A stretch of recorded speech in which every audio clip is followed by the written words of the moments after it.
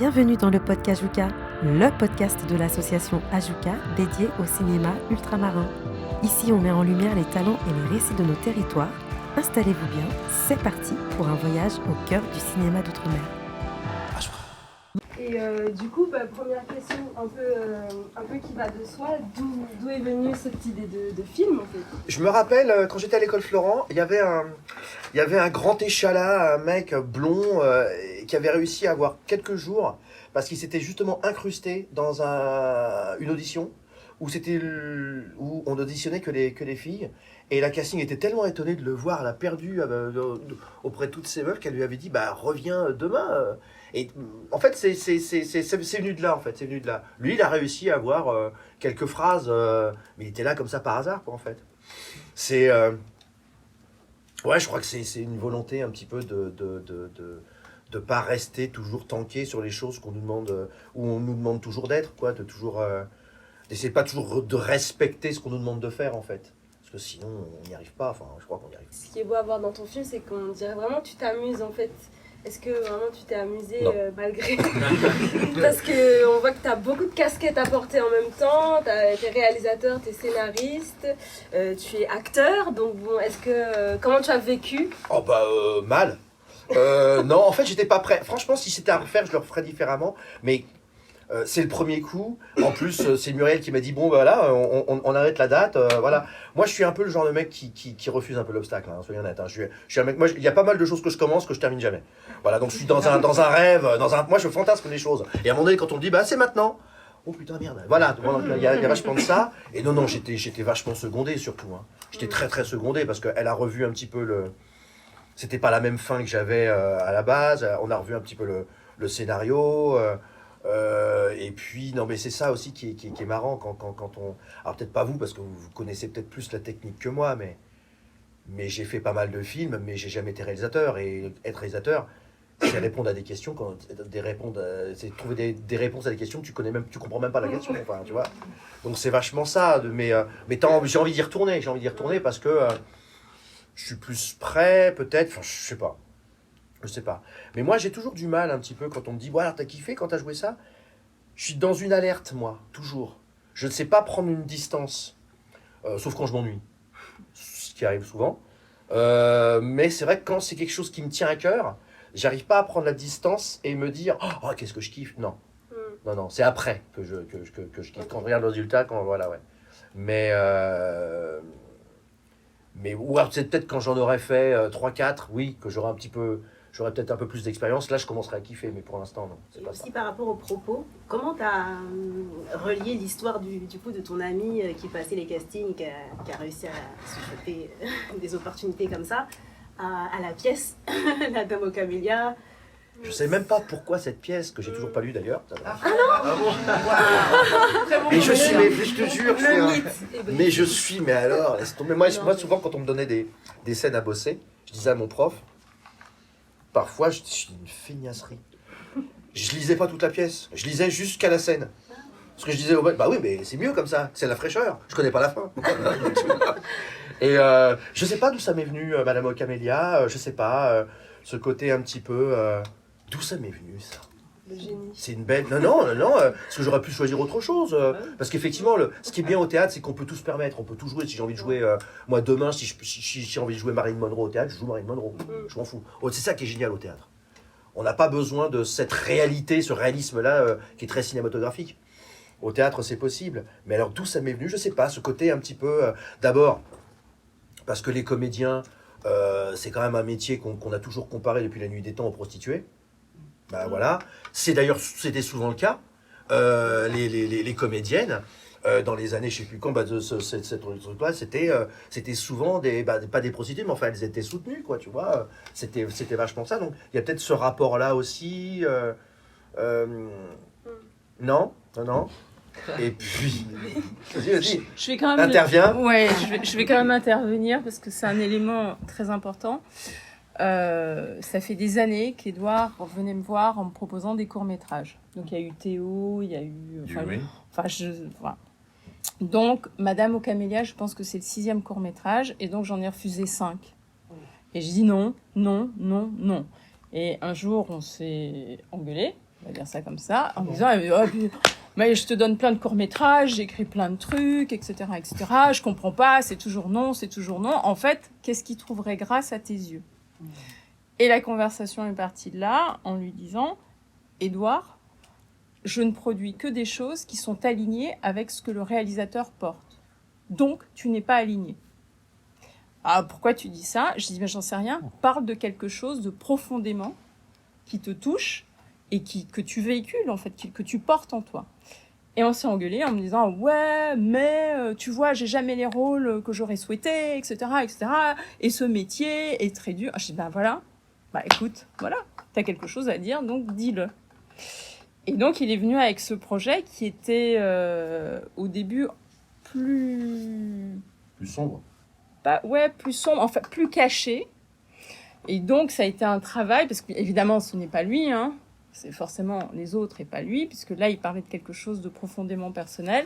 Et donc, on a travaillé ce scénario au fur et à mesure. Et puis, à un moment donné, il a trouvé la tonalité qui était ce qu'il avait réellement à dire. Et là, je lui dis, c'est super. Je le produis. Et derrière, elle m'a dit non, tu déconnes, t'as toujours refusé, je vois pas pourquoi tu produis. Pourquoi celui-là et pas les autres, quoi, tu vois, je veux dire. Et donc, tout le tournage, il me dit, je ne comprends pas pourquoi tu choisis celui-là. Je dis, mais parce que c'est toi. Et donc, il arrêtait pas de me dire, ça, hein. Ce n'est pas moi, pas du tout, je ne vois pas pourquoi tu dis ça. Mais c'est souvent ça, ce métier, on sait jamais pourquoi on est pris. Et on comprend encore moins pourquoi on n'est pas pris. C'est vrai. Mais bon, dès que la porte s'ouvre, tu mets ton pied. Comment tu prépares un rôle quand on te donne un personnage ? Est-ce que tu mets beaucoup de toi ? Est-ce que tu es un peu extérieur au personnage, que c'est une invention complètement Ça, c'est la question que je préfère le plus, celle-là, parce que ça me fait rigoler, parce que dans les cours d'art dramatique, on t'apprend à travailler ci, à travailler ça. Mais on te dit pas que tu vas commencer à bosser avec Navarro ou que tu vas bosser Plus belle la vie, en fait, tu vois ce que je veux dire ? On n'arrête pas de te dire, ouais, Shakespeare, tout ça, mais va falloir t'attendre avant d'avoir le Othello. Hein. Donc, tu sais, quand tu me poses, comment tu prépares tes rôles ? C'est super simple. Tu les prépares pas, les rôles. Quand tu dois faire de la télévision, chose que je fais souvent, pardon, mais on est quand même dans un pays, je balance, moi, rien les foutre, où on travaille pas. On ne travaille pas en France. Moi, je trouve qu'en France, on travaille pas. Et quelqu'un m'a expliqué pourquoi. En tout cas, on laisse pas le comédien travailler. Souvent, quand tu prépares un truc, tu te prépares, ou alors c'est parce que t'es premier rôle, et là, effectivement, on va t'écouter. Mais sinon, les gens te disent, ouais, vas-y, fais-moi ça comme ça. Voilà, c'est souvent comme ça. On n'a pas le temps de préparer. Enfin, je regarde un peu les comédiens qui sont là. On a bossé du Lee Strasberg, on a bossé de tous ces trucs-là, la construction du personnage, et tous ces trucs-là. Quand t'es sur un plateau de télé, où c'est pas le metteur en scène qui dirige, c'est plutôt la montre qui dirige, mais t'as pas le temps. Hein. T'as pas le temps, il faut travailler vite, il faut sortir le truc vite. Et quand t'as pas le temps de le travailler en amont, parce que souvent tu sais que le rôle, c'est 2 semaines avant que tu sais que tu l'as. Non, on n'est pas là-dedans. Et quelqu'un m'a dit un truc, il m'a dit, mais en fait, tu sais, en France, depuis les temps immémoriaux, depuis le temps des rois, on a toujours pensé que le talent, ça venait comme ça. Les rois étaient rois comme ça. Il y a un côté noble. Alors que le principe du travail, du labeur, c'est pas français. C'est pas dans la même noblesse française. Elle est plutôt british. Les Américains, ils sont dans le travail, dans le truc. Les Américains, ils adorent les gens qui se plantent. En France, tu t'es planté, c'est terminé, au revoir. Et ouais, on n'est pas dans une demande de travail en France. Faut dire ce qu'il y a, on n'arrête pas de te le dire. Dans tous les cours d'art dramatique, faut travailler. Va sur un plateau télé, tu te dis, attendez, faut que je me mette dans le personnage. On va te dire, c'est quoi ? Vas-y, dégage. Attends. Voilà. C'est compliqué, c'est pas évident. Tu le travailles un peu chez toi. Depuis quelques temps, il y a quand même pas mal de comédiens, et ils ne le disent pas à chaque fois, qui bossent en amont avec des coachs. Mais, je vous pose la question, vous connaissez beaucoup de réals qui acceptent que leur comédien ait bossé avant avec un coach ? Je n'en connais pas des masses. C'est hyper tabou. C'est un peu tabou, on est d'accord. Tu vois, c'est pas dans le même truc. Et on estime, regardez tous les comédiens, on n'a pas beaucoup de comédiens qui composent. En France, on ne te demande pas de faire quelqu'un d'autre que toi. Vincent Lindon, il joue Vincent Lindon. Pardon, je veux dire, tu vois, Vincent, si tu nous écoutes, je sais pas, pardon. Hein. Mais c'est vrai, c'est les mecs, on n'est pas, c'est pas De Niro, c'est pas Brando, c'est pas, je dis pas que les autres sont mieux, mais donc quelque part, ouais, je pense qu'on part toujours de soi. Et puis, de toute façon, on nous propose pas non plus. Regarde, moi j'ai fait ce personnage-là. dans ma filmo, on m'a pas demandé de composer comme là, quoi, tu vois ce que je veux dire. Non, c'est toujours, je pars de moi parce que je suis pas très loin du personnage en règle générale, quoi. Donc on peut pas vraiment parler de construction. Non, c'est moi je crois, je vais te dire un truc, je crois même plus en les personnages. Moi je sais pas ce que c'est qu'un personnage. Le personnage pour moi c'est quoi? C'est l'addition entre le comédien et le rôle. Le rôle c'est ce qui est écrit et le comédien. Et ça crée un personnage. C'est-à-dire que moi là-dedans, ça crée ce personnage-là, on aurait pris Lucien Jean-Baptiste, ça aurait créé autre chose. Ça aurait été un personnage différent. Mais je sais même plus si c'est vraiment une question de personnage, je crois que c'est plutôt une question de situation. Dans quelle situation tu évolues, voilà, c'est moi dans telle situation, c'est moi dans telle situation, c'est moi dans tel truc et convention. Mais le personnage, j'adorerais te parler de personnage, mais non, j'y crois pas tant que ça finalement. Ou alors au théâtre, où on a encore plus le temps de travailler.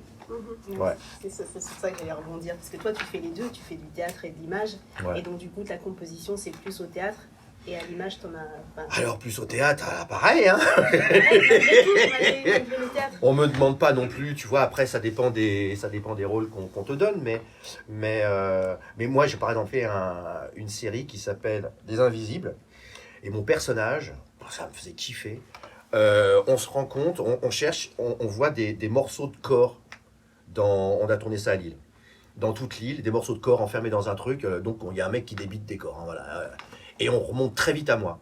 Et en fait mon personnage c'est un petit homme gris, un mec qui bosse à la banque, qui est malmené par sa femme, qui est malmené par tout le monde, qui parle pas plus haut que ça, tu vois. Et quand la nuit arrive vers 3h, vers minuit, 3h, il va dans sa petite remise et il décore il découpe des corps.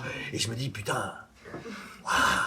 Et en fait, on va comprendre qu'en fait, c'est pas le meurtrier, mais il fait ça pour protéger quelqu'un. Bon, bref. Putain, je me suis dit, waouh, j'ai passé des essais, j'ai fait le truc. Je me suis dit, et ben écoute, tu sais quoi, pour faire ça, j'ai rencontré le réal, parce que tu bosses quand même avec quelqu'un. Le réal, j'ai rencontré un quart d'heure avant de tourner. What? À quelle heure on travaille en télévision? On travaille plus. Pardon, tu me dis, hein, Jean-Marie, si je me trompe. Voilà. Non, on a deux producteurs, dont un qui m'écoute télé. Tu me dis, hein, voilà, si je balance un peu. Non, mais alors après, il faut savoir, c'était un peu après le Covid. Soit, d'accord, mais quand même, quoi. Tu vois, non, mais c'est dingue. Il te demande ça. Et où le travail? Les talents. Oui, donc en fait, Voilà. c'est une sorte d'intelligence d'adaptation de ce qu'on te demande. Ce n'est que toi, je peux pas, ce n'est que moi dans cette situation-là. Et encore, j'ai eu de la chance parce que ce que je faisais convenait au réalisateur, mais si c'était pas le cas, de toute façon, le mec, d'ailleurs, quand il arrivait, il est arrivé dans le carrelage, il m'a dit, je suis désolé, hein, puis on s'est même pas appelé, on n'a même pas pu avoir une conversation, tu vois. Mais bon, je suis content parce que l'une des comédiennes qui fait Laura, elle a dit, putain, franchement, ton épisode, c'est le mieux de la saison. Ouais, on a toujours besoin d'un petit sucre de satisfaction. Mais ouais, c'est ça, et c'est pour ça que... Et moi, j'aime bien au théâtre, parce que ce que j'apprends au théâtre me permet de travailler après en télé, tu vois. Ça se nourrit. Enfin, j'y arrive un peu comme ça. J'arrive un petit peu comme ça, mais je trouve que... On a beau dire, enfin... Il y a une méthode de jeu anglaise, il y a une méthode de jeu belge. Je suis pas sûr qu'il y ait une méthode de jeu française. Je la connais pas. Et je suis pas du tout de la technique. Mais à quel moment c'est devenu comme ça, ce que tu décris là? Parce que, enfin, moi, alors je suis un peu naïf peut-être, hein. Il me semblait que le cinéma d'antan, le cinéma français, c'est pas comme ça. Alors, quel moment, qu'est-ce qui a fait que ça a basculé? Je sais pas, c'est... La télé. Moi, je suis assez... un peu naïf, La nouvelle vague. un peu saisi d'entendre ça, mais c'est qu'on doit le savoir. Moi, je crois que ça l'a toujours un petit peu été à l'intention, parce qu'on parle de plusieurs choses différentes. Je pense qu'avant, on mettait plus de temps pour faire un film, on mettait plus de temps pour le monter, je sais pas, peut-être pour l'écrire, en tout cas pour faire un film, on mettait plus de temps. Moi, j'en ai par exemple la scène que je fais dans La Haine, c'est une petite scène, hein. On a mis une journée pour la faire. À l'heure qu'il est, moi j'ai fait une série qui s'appelle Cut, on avait... Voilà, il fallait, en 2 mois et demi, on devait tourner 70 épisodes. Wow. 70 épisodes de 20 minutes. J'ai regardé le producteur, j'ai fait 70 épisodes. Mais ouais. En 2 mois, non. Et je regarde, j'ai fait. Mais on a tellement de trucs à dire. Attends. Et sur Cut, et ben après c'est autre chose, ça n'a rien à voir. La Haine, c'est un film qui s'est tourné en 95. Là, je te parle de Cut qui s'est fait il y a 3-4 ans, où t'avais 5 séquences qu'on devait tourner, des 5 séquences de 3 pages de texte, la journée. Bon, bah là, ça n'a rien à voir. C'est pas, voilà, quoi. Il y a un moment donné, tu te dis, elle est où la qualité, quoi, tu vois. Mais même au cinéma. Je crois que maintenant, au cinéma, ça n'existe plus. Si tu fais une scène, la journée pour faire une scène, c'est qu'il y a des cascades, hein, pas possible. Cinéma d'auteur. Cinéma d'auteur, ah ouais, quand même. Tiens, ouais. Oui. Ah bah oui. Ce qui sort d'ici, tu veux dire. Voilà, ici ils ont les moyens. Voilà. Voilà. Mais je crois que, pour répondre à la question, je crois que ça l'a toujours été parce que on ne demande pas aux comédiens de se prendre la tête. Mais regardez tous les comédiens qu'on adore. Ils ont travaillé entre eux, bien sûr, mais souvent ils amènent leur. En fait, on a des comédiens qui viennent avec leur personnalité. Jean Gabin, c'était Jean Gabin. Nino Ventura, c'est Nino Ventura. Enfin, tu vois, ils viennent avec leur personnalité. Il se trouve que. Et puis, au bout d'un certain temps, on écrivait pour eux. Alors que je suis persuadé qu'un Daniel Day-Lewis, il va aller chercher le personnage qui sera encore le plus loin de lui-même. C'est un autre truc. Tu vois, tu reçois un Oscar parce que tu as fait une performance. Tu reçois pas un Oscar parce que tu as fait ce que tu fais, tu vois, juste parce que tu as un jeu naturel. C'est vraiment une autre approche. J'ai un peu l'impression. Ouais. Une question. Juste dans la fait par rapport à ça. Donc moi c'est la première fois que je vois ce court-métrage et donc bravo. Et honnêtement je l'ai trouvé justement très juste, très travaillé et très fin parce que du coup effectivement j'ai bien aimé la partie où tu dis que pour toi un personnage c'est la rencontre entre un comédien et un rôle, sauf que effectivement ici on sent bien que c'est pas de l'impro et qu'il y a eu un travail déjà au scénario, ensuite à la mise en scène et par rapport à la mise en scène il y a plein de références qui sont très intéressantes par rapport à justement à ce que ça représente le cinéma pour le spectateur.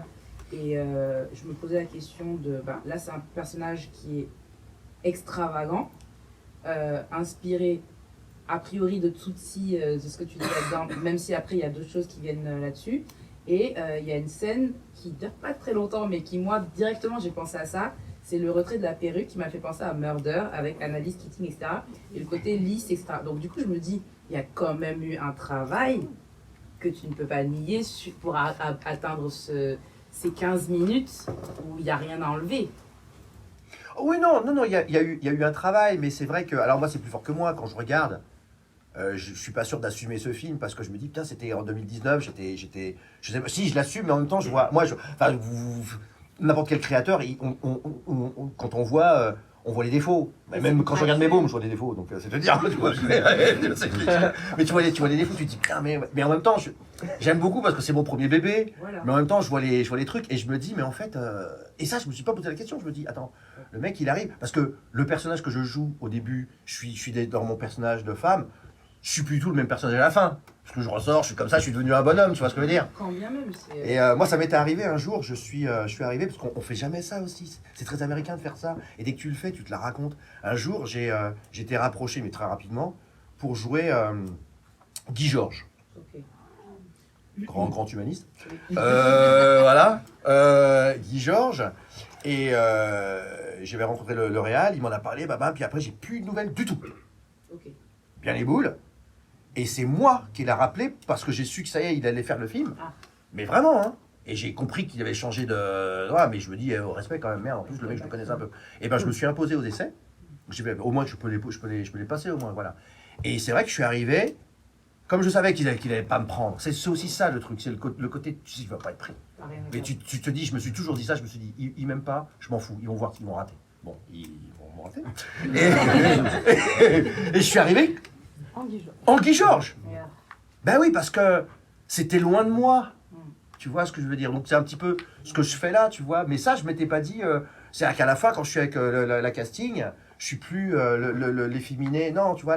Mais ça, je me l'étais pas dit. En fait, c'est ça aussi. C'est que je pense qu'il y a un travail. C'est que souvent, ce qu'on fait sur les comédiens, il y a une maturation qui est inconsciente aussi. Qui est là-dedans, qui est inconsciente. Ça travaille, ça infuse.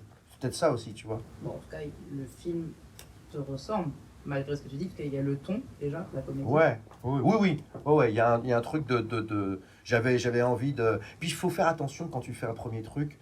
C'est souvent le problème des premiers films, que ce soit court-métrage ou réal.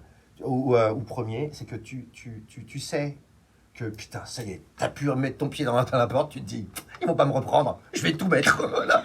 Et le problème, c'est que ça vire au, comment on appelle ça, à la bande démo, quoi. Et ça faut pas. Et tu vois, là, par exemple, là, le truc, tu vois, il y a une scène, moi, qui me fait rire de rire, mais c'est surtout la casting, moi, qui me fait rire de rire. Oui. C'est quand elle avait son rire, puis il fait, le mec, elle le trouve tellement mauvais, elle fait. Tu vois moi, ça me fait rire de rire, parce que le mec, il est barré, quoi. Et qu'on passe tout de suite après à la scène qui est plus émouvante, je me dis, est-ce qu'on va pas trop vite, est-ce que, tu vois, mais ça passe, tu vois, voilà, quoi. Mais non, c'est marrant. D'ailleurs, pour rebondir, tu préfères le registre comique ou le registre dramatique Alors, autant, je suis très heureux, j'espère qu'on continuer de faire de cinéma, enfin, surtout de la télé, parce que cette temps-ci, je fais surtout de la télé. Le cinéma, ils ont paumé mon numéro de téléphone. Et voilà, de l'audiovisuel, on a dit, voilà, et de la scène. Parce que j'ai un rapport un peu, ça se voit pas, mais un peu sportif avec ce métier. Je trouve que c'est un peu comme les mecs qui vont en salle, tu vois, et t'as des mecs, ils bossent que les bras. Mais ils ressortent, ils sont un peu difformes. Tu vois, et donc, si demain je faisais que des rôles graves, des drames, l'humour me manquerait. C'est-à-dire que moi, à l'intérieur de mon jeu, je mettrais de l'humour. Et vice-versa. Voilà. Je trouve que... Je sais pas, moi j'aime bien quand il y a les deux. C'est pour ça que... Moi, je suis pas tellement en accord avec les comédies françaises. Elles me font pas toujours rire, celles qui cartonnent et tout ça. Tu vois, moi j'aime bien quand il y a un mélange. Moi j'adorais moi quand j'étais sur Taxi, j'avais qu'une envie, c'était de bosser avec Bakri et Jaoui, quoi. Tu vois, Bakri et Jaoui, voilà, c'est de la comédie exigeante. Tu vois, où il y a aussi ça passe aussi par une forme d'émotion, ça passe par... il y a quelque chose de cet ordre-là, voilà. Moi je pense qu'on peut tout... J'ai un peu de mal avec le cinéma. Tu fais une comédie ou tu fais un drame? Ce sera les deux. Je vois, je dois pas être très rassurant pour les producteurs, moi, tu vois ou pas? Mais c'est vrai, hein. Bah ouais. Moi, je veux faire des films où on se dit, dans quelle case on va le mettre? Lundi soir, mardi soir? On peut le mettre dans tout, en fait. Tu vois. Voilà, je suis pas à fond comédie, je suis pas non plus à fond drame. Parce que, et surtout au théâtre, je trouve que, alors c'est pas comme au cinéma, au théâtre on est très mal assis. Si tu fais rentrer des gens pendant 2 heures, fais-les rire un peu, quoi. Détends-les un peu, quoi. Voilà. Et je trouve que le rire, moi j'adore faire rire les gens, mais surtout les faire rire jaunes. Pour qu'à la fin, il y ait un petit truc là, tu vois, voilà, quoi. Je trouve que la fin de la haine, je la trouve super putassière, mais qu'est-ce qu'elle cartonne? Elle marche, la fin de la haine. Elle marche, la fin de la haine. Et tu vois, ce qu'il fait, je l'ai rencontré, je sais plus comment il s'appelle. Le flic, quand il chope Vincent Cassel et tu dis alors, tu fais quoi là? Et il fait quoi? Bah! Et ça part. Je sais plus comment il s'appelle ce comédien, putain. Et il regarde son collègue, il fait c'est génial. Plutôt que d'être dans le drame. Non, parce que quand t'es dans la vraie vie, tu fais des réactions, t'es scié, et l'autre, il rigole, quoi. Et c'est magnifique. C'est magnifique. Donc tu vois, dans la vraie vie, c'est mitigé. La vie est tellement plus riche. On n'est pas cloisonné, quoi, dans la vie. Pour parler de ton... on sait que tu as travaillé avec des réalisateurs comme Lucien Jean-Baptiste, Pascal Légitimus, enfin c'est des réalisateurs caribéens comme toi qui est guyanais, et on voulait savoir si c'était vraiment un choix de ta part d'avoir toujours un lien avec Je vais te dire un truc. Malgré ma longue carrière, dans ce métier-là, le choix, c'est pas un sport que tu pratiques. En fait, on t'appelle et tu vas là où on t'appelle. J'étais content de faire le film de Pascal Légitimus, mais c'était une époque où je critiquais beaucoup les choses et il est pas là. Et il y a un petit côté doudouisme que j'avais du mal à assumer chez Pascal. Voilà, c'est dit, voilà, c'est fait. Et en revanche, Lucien, il y avait quelque chose dans ces films qui sont plus faussement humoristiques, faussement parce qu'il y a toujours une petite truc qui comment? Une vérité, puis même une authenticité dénonciatrice. Tu vois, par l'entremise de l'humour, mettre une petite quenelle, tu vois, un petit sarcasme, voilà, ouais. Ouais, clairement. Maintenant, alors attention, je vais jeter un gros pavé. Maintenant, c'est pas... Moi, j'aimerais bien qu'effectivement, il y ait un cinéma... Alors, c'est très particulier, en fait. Moi, par exemple, Madame Okamila, c'est pas... C'est un film ultramarin parce que je suis ultramarin. Mais il n'y a pas une... comment dirais-je il n'y a pas une culture là-dedans, tu vois. Mais j'aimerais bien retrouver... j'aimerais bien retrouver ça. Mais moi, je fais attention, je vais rugir dans les brancards. J'aimerais bien savoir c'est quoi le cinéma ultramarin. C'est quoi finalement le cinéma ultramarin? D'abord, c'est quoi le cinéma français quand on réfléchit? Souvent, on dit le cinéma français, on essaie de le cinéma français parce que la prod est française, mais aussi parce que la langue est française. D'accord, La Guerre du Feu, c'est un cinéma français? Tu vois ce que je veux dire? C'est compliqué de donner des trucs comme ça. Donc, moi, j'aimerais bien voir un vrai cinéma ultramarin, ça veut dire un cinéma qui se passe là-bas, tu vois, où on parle de gens. Il y a des putains de bons courts-métrages qui parlent. Moi, j'en ai vu un justement, un guadeloupéen qui s'appelle. Celui qui me vient tout le temps, c'est. Timunao. Mais c'est magnifique. Voilà, tu vois ce que je veux dire. Alors, quand je vois ça. Alors après, Antilles-sur-Seine, je sais pas. Tu vois ce que je veux dire? Je sais pas si c'est. On va pas vraiment. Tu vois, c'est ça le truc. C'était une époque aussi, ouais, mais en même temps, ouais, d'un côté, t'as Antilles-sur-Seine, et de l'autre côté, t'as rue Cazenègre où il y a sa grand-mère, tu vois ce que je veux dire? Voilà. C'est ça aussi le truc. C'est à un moment donné, il faut définir c'est quoi un cinéma ultramarin, c'est quoi un cinéma caribéen, c'est quoi finalement. Tu vois? Et il faut faire attention parce que c'est comme toutes ces productions qui vont faire des meurtres à là, meurtre à La Réunion, et en fait, tu vois que la mer, quoi, tu vois. Mais ça a très bien pu être un meurtre à Toulon, ça aurait été la même chose. Non mais voilà, tu vois, c'est quoi un cinéma ultramarin en fait? C'est des producteurs français aussi, ce genre de film, donc c'est pas vraiment du cinéma ultramarin. C'est pas faux, mais comment dire, ouais, mais c'est un petit peu comme quand on faisait La Haine et que les mecs disaient ouais, mais ça représente pas vraiment la banlieue. Bah, c'est sûr que le mec qui l'a fait vient pas vraiment de la banlieue, mais c'est un regard qu'il porte. Mais c'est quand même avec les archétypes, avec les trucs de la banlieue quand même. Ouais, voilà, enfin, je veux dire. Mais après, comme, par exemple, là, c'est ton film, donc c'est ton regard et une perspective. Du coup, dans le cinéma ultramarin, il peut y avoir aussi le regard et la perspective de celui qui le fait, et en ouvrant davantage, en ayant de plus en plus de diversité de profils, on pourra avoir des choses plus intéressantes avec le temps. Moi, je me demande si c'est pas une question de thématique. Il y a des thématiques certainement propres à ce que c'est que la vie en Outre-mer, tu vois, pour qu'on définisse vraiment. Et moi, je pense que c'est une question... Ça rejoint ce qu'on dit là. Quand est-ce qu'on va comment on appelle ça déjà, ce qu'ils font aux États-Unis, merde, comment on appelle ça? Des quotas, voilà. Moi, les véritables quotas que j'imposerai ici, c'est pas pour une question de on va prendre tel comédien, tel... Non, c'est des histoires. Oui. Imposons, voilà, des histoires, des thématiques, en termes culturels, des histoires. Voilà. Est-ce que je peux intervenir? Bien sûr. Oui. D'accord, merci. Alors, je ne peux pas ne... Je me debout. Sur ce moment de conversation, je ne peux pas faire silence. Pour deux raisons. Mais je vais juste parler de votre film avant. J'ai trouvé que vous étiez extrêmement beau dans le moment où vous avez enlevé la perruque. Et que vous tournez sur vous-même. Vous avez un putain de visage. C'est mes parents, ça. Vous avez parlé de sport, mais on dirait un visage émacié de sportif avec un travail à l'intérieur. Vraiment, ça m'a vraiment touché. Merci. C'est ce moment de performance, si on peut dire. Pour revenir sur le cinéma, ultramarin ou pas. Ultramarin, c'est un terme que je n'emploie pas. Mais je me présente en tant qu'organisatrice du premier festival de cinéma de l'espace créolophone, ce qui n'est pas la même chose. Et je suis en train de finaliser un mémoire sur qu'est-ce que cinéma de l'espace créolophone. Attendez un peu, ça va être publié. Vous saurez, je ne vais pas débattre ici et dire ce que j'en pense, mais il existe ce cinéma-là, avec un regard particulier, un style particulier. Je ne vais pas parler de Légitimus et tout ça, mais vous avez des nouveaux, des jeunes, j'appelle ça la nouvelle vague créole, on va dire ça comme ça. Je les ai vus l'année dernière, quand j'ai organisé la première édition de ce festival, en septembre, Créole International Film Festival.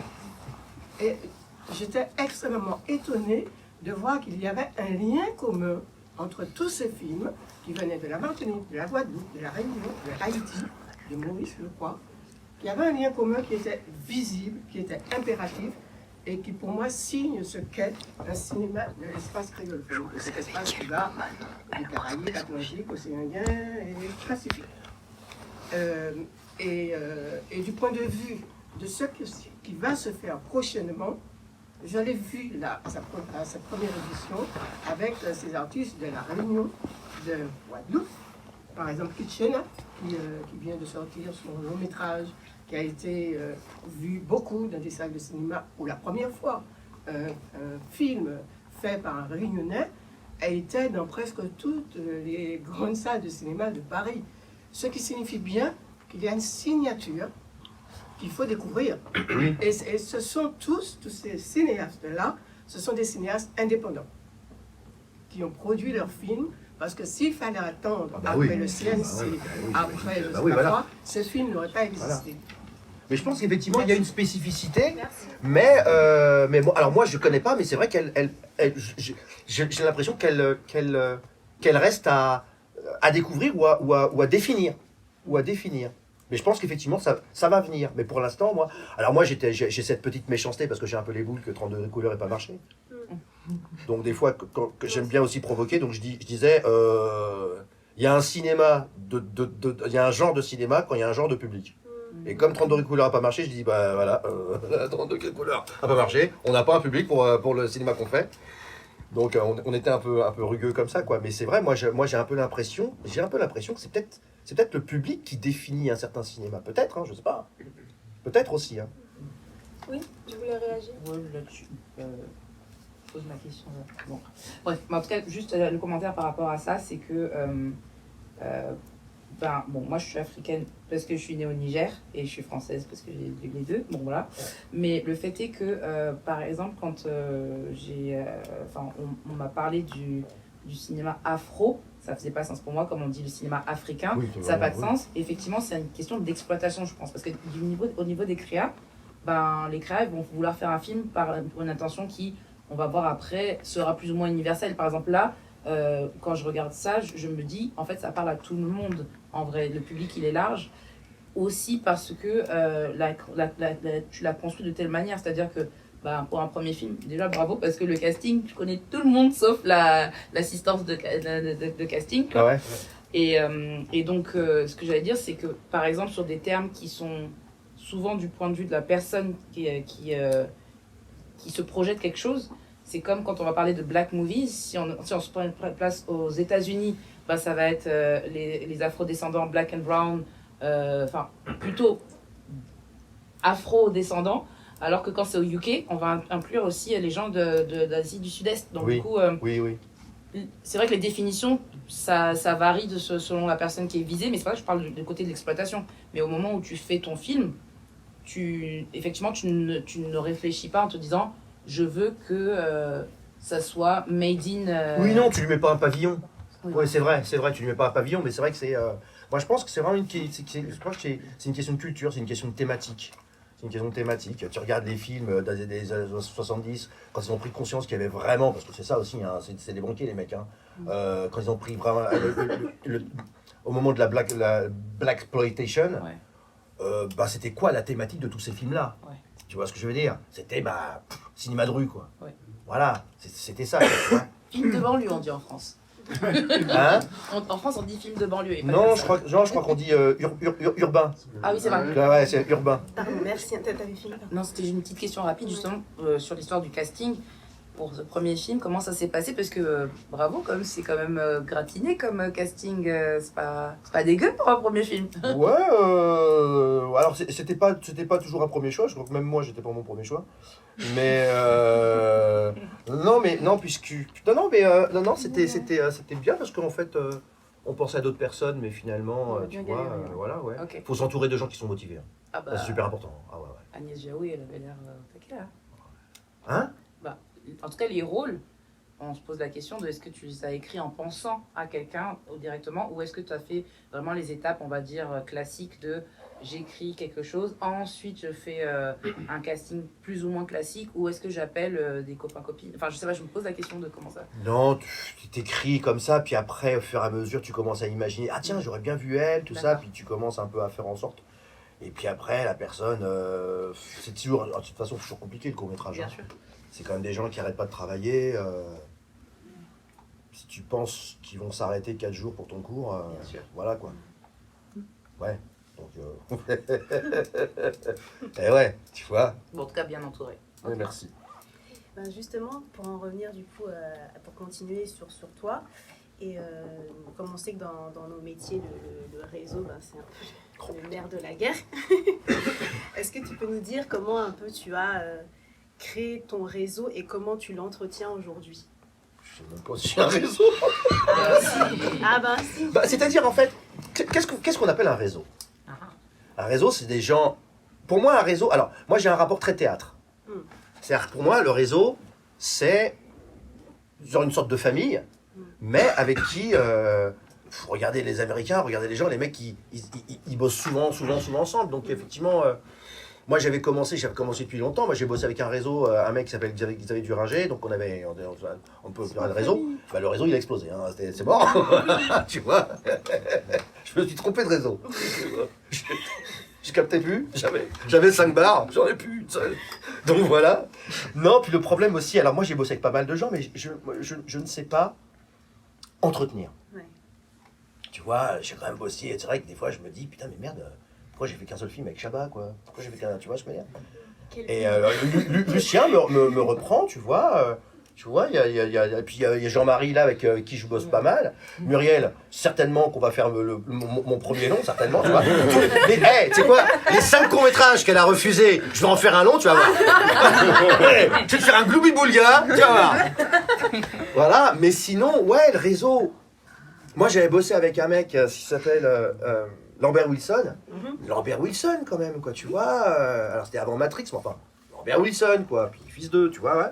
Et ben même tout Lambert Wilson qu'il est, il me disait, mais moi, chaque semaine, j'ai mes 10 coups de fil. Il prend son téléphone et il appelle des gens avec qui il a travaillé, avec qui il n'a pas travaillé. Comment tu vas? Bah, un café quand tu veux, nana. Et moi, je sais pas faire ça. Moi, j'ai toujours eu peur de passer pour un courtisan. Et ce qui fait que... C'est difficile de réseauter hein, quand t'es comme ça. Hein. C'est compliqué, mais ouais, faut... Je sais pas entretenir ça. Moi, je sais pas faire ça, moi. Je sais pas faire ça. Ouais, je sais pas. Je sais pas, mais c'est très beau. Ben oui, tu vois, mais voilà. Tu vois, mais... Non, mais c'est vrai qu'il faut avoir... En règle générale, le meilleur réseau qui soit, ce sont souvent des gens avec qui tu as grandi. Je pense que c'est ça le truc, on est d'accord hein. Ouais. C'est vraiment des gens avec qui tu as débuté, tu as monté avec eux. Et puis, ce métier. Ouais, tout en sachant aussi que c'est aussi un métier que plein de gens veulent faire, pour de bonnes raisons, comme pour de mauvaises. Et c'est aussi un métier où on s'engueule. On s'engueule, on se fâche hein, aussi. Eh bah oui. Bah oui, moi ce que m'avait dit Duringer, c'est aussi ça qui m'a fait être comme ça. Duringer, je fais une de ses pièces, ça cartonne la pièce. Il me prend dans ses films, puis à un moment donné, je sais pas, il chicote un peu parce qu'il s'était engueulé avec un mec au téléphone, là. Je fais qu'est-ce qu'il y a, ça va pas? Je fais non, mais c'est pas ça, mais des fois vous les comédiens vous êtes chiants. Il avait une façon de généraliser, ouais, mais des fois vous les stars. J'ai fait non, je suis pas une star, moi, enfin, je suis une vedette et encore, hein, tu vois, voilà. Il me disait, mais regarde, c'est comme toi, par exemple, là je t'ai pris sur ma pièce, mais si je te prends pas sur la prochaine, bah tu vas me faire la gueule. Je fais, mais t'as rêvé ou quoi, toi? J'en suis pas là, je suis pas ton fils, je suis pas ton enfant, enfin je veux dire, on n'est pas obligé, puis je lui disais, on n'est pas obligé, je suis pas obligé de te suivre. Et puis surtout, je vais te dire un truc, je vais peut-être pas faire la prochaine parce que je serai avec quelqu'un d'autre. Ouais. Tu vois ce que je veux dire? Sur mon CV, il n'y aura pas que ton nom, hein, tu crois quoi, toi? Mais c'est vrai, j'avais dit ça à un réal. D'avoir pris.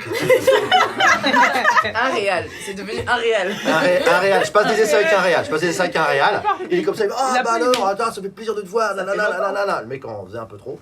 Puis il y avait une jeune comédienne qui était là, puis il regarde la comédienne, il fait, viens ici. Alors, trouve pas que... Hein, on se ressort, bah c'est ma fille. Puis il commence à me raconter sa vie. Ah, qui est la fille? Et donc la fille, non, et puis c'était une jeune fille qui me donnait la réplique. Ah. Et puis il dit, tu te rends compte, putain, je fais mon film là, c'est mon film que je fais, c'était pour la télé, et puis j'arrive même pas à lui trouver un rôle. Non, mais à un moment donné, il a cru que je travaillais avec TF1, quoi. Et puis même elle était gênée, puis il en faisait trop, puis je fais, bah tu sais, je vais te dire un truc, le prends pas mal, mais ça se trouve, elle va monter, et à un moment donné, elle pourra même pas bosser avec toi, quoi. Elle te refusera. Et ça peut être l'inverse. Tu vois ce que je veux dire? Il a fait, ah, j'ai pas vu ça comme ça. Mais ouais, non, c'est pas. C'est une façon de gérer son réseau comme ouais, t'as vu, je vais vous dire un truc. Je suis pas. Non, les réseaux, je sais pas faire. Mais c'est du travail, c'est pour ça. Ouais. C'est du taf. Alors, tu sais, franchement, j'en parlais justement. Ça, c'est le genre de truc. Tu vois, on nous demande toujours de savoir jouer ci, savoir jouer ça. Mais on nous apprend pas à savoir se vendre. On nous apprend pas à savoir se vendre. Comme tout France. Mais ça devrait être un cours. Tu vois? Alors, si les réals ou les scénaristes, il y a des festivals où on leur apprend à pitcher, savoir comment pitcher, savoir comment choper l'intérêt. Mais nous, les comédiens, on ne nous apprend pas à savoir nous vendre. Ben non. On nous apprend à savoir monter sur scène et faire une diagonale et tout ça. Mais lors d'un casting, non. Non. Ça, on ne sait pas. Et t'as pas eu l'impression à un moment de devoir revendiquer ta place ou de te faire une place justement en tant qu'acteur noir de ta génération? Enfin, comment on arrive dans le game et on dit ok, je suis là, j'y reste, quoi. D'accord. En fait, tu sais quoi? Je vais te dire un truc. Tu vois la fable de La Fontaine, la cigale et la fourmi? Je suis la cigale. Comment te dire? Moi, je pensais qu'il suffisait d'être bon. Tu vois ce que je veux dire? Moi, ma mère m'avait toujours inculqué quelque chose. Elle m'a toujours dit. C'est génial les parents qui ont peur pour nous. Le problème, c'est qu'ils nous balancent plein de complexes. Ma mère m'a toujours dit, fais attention. Ne te crois pas, t'es pas chez toi. On est toléré, c'est pas chez toi. N'oublie jamais ça, t'es pas chez toi. Merci maman. Au niveau de la confiance, bien. Et puis elle me disait, et fais attention parce que tu traînes. Moi je traînais surtout là d'où je venais, il y avait plus de blancs que de noirs. Tu traînes avec des petits blancs, il n'y a pas de problème, tout ça, là. Mais si tu traînes dans un café avec eux et qu'il se passe quelque chose et que les flics arrivent, tu vas prendre plus que les autres. Double confiance en moi. Et par rapport à ça, c'est compliqué dans les années 80, te projeter dans le métier. Il n'y a personne. Si, il y avait qui? Légitimus, mais ils étaient entre eux. Et encore, c'était un petit peu après. Il y avait qui? Il y avait Greg Germain, tu vois. Et comme disait, je ne sais plus quel rappeur, il disait, tu sais, nous, quand on était à nos âges, on regardait les films à la télé, les seuls blacks qu'on voyait, c'était ceux dans Tarzan, et qui mouraient tout de suite après le générique. Hein, donc, c'est compliqué de se projeter. Moi, ma mère, elle m'avait dit, quand j'ai eu la classe libre, elle m'a dit, mais j'ai pensé à toi. Hein. Je suis allé prier, je suis allé griller un cierge pour toi. Je fais, merci. Elle a fait, non, pour que tu l'aies pas. Mais ouais. Donc les parce que elle savait où elle se sentait que j'allais pas être voilà quoi. Et quelque part, j'aurais dû le savoir parce que j'ai cru qu'il suffisait d'être bon. C'est pas vrai. Il suffit pas d'être bon. Non, il faut savoir se vendre. Et puis ouais. Et donc tu vois, je me projetais pas. Déjà, je me projetais pas en tant que comédien. Je me projetais comme en tant que comédien déjà parce que j'ai eu une chance quand même assez hallucinante quand même. C'est que moi, on me filait pas des rôles de noir. C'est-à-dire qu'on me filait pas des petites frappes. Alors si, j'ai fait le petit mec de banlieue, tout ça, mais j'ai réussi à parfois avoir des rôles où ça aurait pu être un blanc qui le faisait. Sincèrement. Et même quand on me disait, ouais, il y en a marre de faire les voleurs, en fait, moi j'ai toujours dit, on s'en bat les couilles de faire les voleurs. Le problème, c'est que le rôle, il est mal écrit. Moi, filez-moi un rôle de voleur à la Scarface, je vais le faire tout de suite. Tu vois, parce que là, on s'en fout, moi je m'en fous total. Le banquier, il avait l'air bien fait. Ouais, on m'a rarement filé un rôle de banquier. Mais donc tu te projettes pas, tu es content. Je me rappelle un jour, un prod me dit, putain, mais c'est vrai, on ne voit pas dans les premiers rôles et tout ça. Enfin, je vais il me dit comme ça, il me fait, mais tu sors, tu vas un peu dans les endroits, dans les boîtes, là où il y a des gens. Je fais, ouais. Et tu fais quoi? Je danse. Je suis la cigale, moi. Enfin. Tu vois ce que je veux dire? On nous apprend pas. On nous apprend pas, faut pas danser. Le mec, il est blague jusqu'au bout, quoi, tu vois. Il danse vraiment du coup. Mais ouais, quoi, tu vois. On nous apprend pas à être des calculateurs. Parce qu'il faut être calculateur. Et ça, tu crois qu'il fallait être bon, il fallait vraiment travailler le truc. Ouais, ben non, c'est de la stratégie, voilà. C'est de la stratégie. Je suis pas stratège. Je suis pas stratège.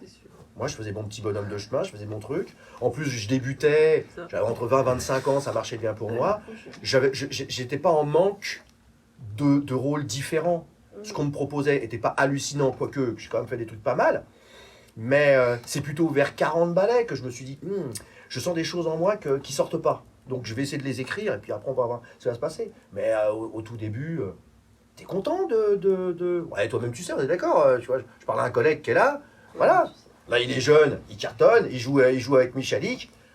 On le verra dans 5 ans, il va déchanter. Voilà. Qui est devenu ta mère, là. Tu vois, tu te projettes, mais en fait, on demande à des jeunes, c'est comme les footballeurs, c'est compliqué les footballeurs, ils ont 20 ans, 25 balais, on leur dit, écoute, t'es le meilleur, t'es le meilleur, t'es le meilleur, t'es le meilleur, t'es le meilleur, t'es le meilleur. On leur file des super bagnoles, et il y a des meufs là partout, il y a des bouteilles de partout, on dit, t'as vu, t'as tout ça, touche pas. Voilà, non, c'est compliqué, ils ont pas le truc, on se projette pas, moi je pense qu'un mec comme Canet, il devait être comme ça. Je pense que Canet, même à 20 ans, il savait exactement où il allait construire son truc. Moi pas, non. Mais du coup, après plus de 30 ans de carrière, parce que tu fais toujours ce métier, comment on reste amoureux de son métier? Ouais. Alors, j'avais trouvé une petite réponse à cette question. Je crois que je suis amoureux, je veux dire, du travail, de la profession même. Le métier dans son ensemble commence un peu à me saouler. Le système. Ouais, parce que tu te dis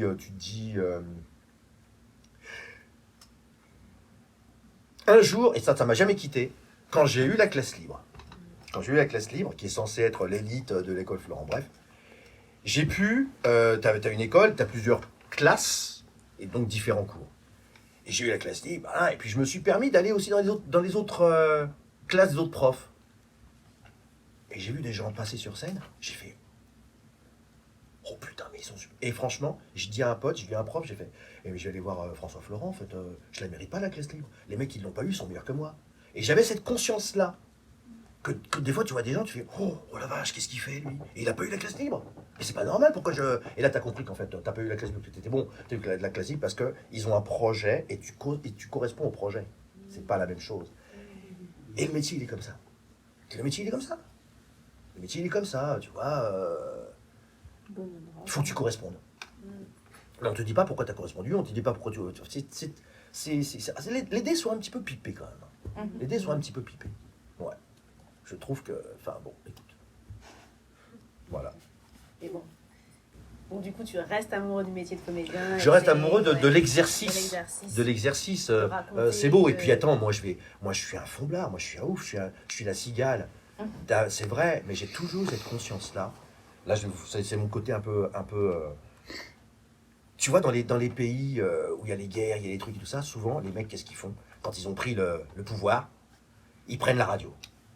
Ils prennent les médias pour dire, si vous n'êtes pas au courant, on a pris le pouvoir. Voilà, tu vois. Ils ont ce côté prendre le micro et dire au monde, c'est nous. Qu'est-ce qu'on fait d'autre, nous, à part ça? Quand tu prends conscience de ça, c'est pour ça que moi, quand je faisais cette série qui s'appelait Gaulle, et qu'il y avait la guerre là-bas, et qu'en même temps j'écoutais NTM, et que tu avais Kulchen qui dit à un moment donné livré, il dit merci à ma mère, merci à Dieu, merci, et il dit merci à tous ceux qui ne font pas reculer les choses.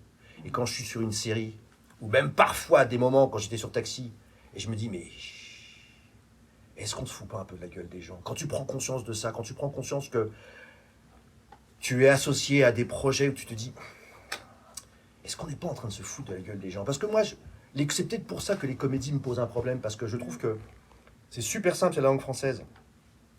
C'est du divertissement. Ce terme divertissement, c'est de la même nature lexicale que diversion. C'est ça, c'est du pain et des jeux. Donc quand tu fais rire les gens, c'est un mec qui disait un film qui ne fait que rire les gens, sans les... quelque part...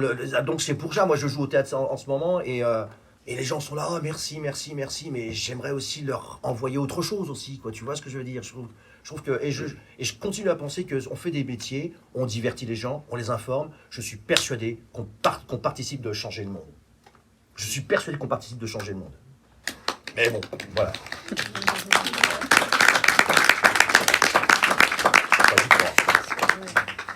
Qu'est-ce que j'ai dit? Vas-y, résumé. Je veux que tu t'endors. Tu as dit que c'était grâce à toi qu'on avait appelé la salle La Cigale. La cigale. Ah ouais, je suis une cigale. Dans notre auditoire, il y a beaucoup de profils de métiers, il y a également beaucoup de scénaristes. Et du coup, on voulait savoir, c'est quoi ton lien avec l'écriture? Parce que tu as écrit ton scénario, tu as écrit 5 beaux scénarios qui ont été projetés, mais c'est quoi ton lien avec l'écriture et est-ce que tu penses qu'en tant qu'acteur, on se doit d'écrire? Oui, c'est ce que je dis. Alors déjà, moi, je suis pas... J'ai été en guerre avec pas mal de scénaristes, mais des scénaristes surtout de télé, parce que... Ils n'ont pas le temps de travailler. Enfin, tu en parleras. Ils ont le producteur qui leur dit non, comme ça. Ils ont le mec de la chaîne qui leur dit non, comme ça. Ils ont le comédien qui leur dit ouais, comme si. Ils ont pas le temps. Ils n'ont pas le temps. C'est très compliqué. Et moi, je trouve que moi, quand je viens du théâtre, quoi. Et mon premier partenaire, c'est le texte. Éventuellement la situation, mais surtout le texte, en fait. Surtout le texte. Et je dis toujours aux jeunes comédiens, aux jeunes, les gars, écrivez, quoi. Écrivez, pourquoi? Pour plusieurs raisons. Parce que de toute façon, être juste comédien, ça va plus suffire. Il y en a trop qui veulent venir. Il y en a trop. Donc écrivez pour plusieurs raisons, parce qu'on ne sait jamais. Il peut y arriver quelque chose. Tu peux peut-être... D'abord, c'est un exercice. À force, tu écris. Tu vas écrire de mieux en mieux. T'en feras peut-être rien. Mais déjà, ça va travailler un exercice. Et l'exercice que ça va travailler, ça va aussi travailler un exercice de lecture.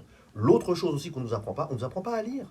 Moi, c'est un metteur en scène qui m'a appris à appréhender Shakespeare. Shakespeare. Ouais, je dis, oui, c'est un peu bavard quand même. Shakespeare. Le mec, il la raconte, quoi, tu vois. Mais c'est vrai. On est tous là, comme ça, on est... Oh, qu'est-ce que c'est beau, Ouais, moi j'ai adoré le film de Pacino, Looking for Richard, c'est un documentaire, parce que il adore Shakespeare, mais il se permet des questions sur Shakespeare, ras des pâquerettes. Moi, c'est comme quand j'ai joué au Othello, je posais les mêmes questions, je disais, mais il n'est pas un peu con, Othello, de partir comme ça? C'est des questions ras des pâquerettes, tu te permets la désacralisation du truc, parce que sinon, on n'est pas là. Quand tu dois jouer quelque chose, à un moment donné, tu dois le fouiller, tu dois le violer, quoi. Tu dois le violer. Et souvent, moi, quand j'ai joué des choses qui étaient censées être drôles dans des séries, je leur disais, les gars, je connais un petit peu l'humour. Je le lis, c'est pas drôle. Donc si c'est pas drôle en le lisant, ça veut dire que moi, comédien, il va falloir que je m'acharne à le rendre drôle. Donc je vais aller vers le surjeu. Et des fois, j'étais avec des scénaristes, ils me disaient, ouais, mais tu comprends, Edouard, t'es dur. Et d'ailleurs, je leur disais, écoute, comme je dis toujours, j'ai un rapport sportif à ce métier. Pour moi, je suis comme un pilote de Formule 1. Il se la raconte total. Et le texte, c'est la bagnole. Et le scénariste, c'est le mec qui a construit la bagnole. Donc si je lui dis, ta bagnole, je suis rentré dedans, elle a peu de freins, et il y a un jeu dans le truc, comprends-moi. Parce que, si la bagnole, elle a un accident, c'est pas le scénariste qui se prend le mur, c'est moi. Et c'est vrai. Et à un moment donné, donc j'ai ce rapport-là très exigeant avec le texte. Avec le texte. Regarde, là, je vais faire un truc qui s'appelle Tropique criminel. Là, avec Sonia Roland, j'ai eu la réalisatrice, je lui ai dit, je peux te faire des propositions. Je suis connu dans le métier pour être le mec qui réécrit les trucs. C'est pas toujours bien vécu. À partir de combien de temps de carrière on peut se permettre ce genre de... On peut jamais se le permettre. On peut jamais se le permettre. Moi, j'ai chopé ça de chez Brando. Brando, il a toujours tout réécrit. Je me suis dit, alors, t'essayes. Puis après, quand tu tombes sur quelqu'un qui... Maintenant, les gens, ça dépend où. En télévision, on sait très bien que c'est pas du marbre, tu vois. Voilà, mais non, moi, c'est important ce qui se dit, quoi. Et puis c'est important aussi de savoir... Ça aussi, il y a un truc de lecture, quoi. Il faut savoir lire un scénario. Je suis pas sûr de savoir lire tous les scénarios, moi. Mais j'essaye de m'acharner à, bon, qu'est-ce qu'il veut dire? C'est quoi le truc? Je passe à côté de quoi? Pour moi, c'est vachement important. C'est mon premier partenaire, le scénar.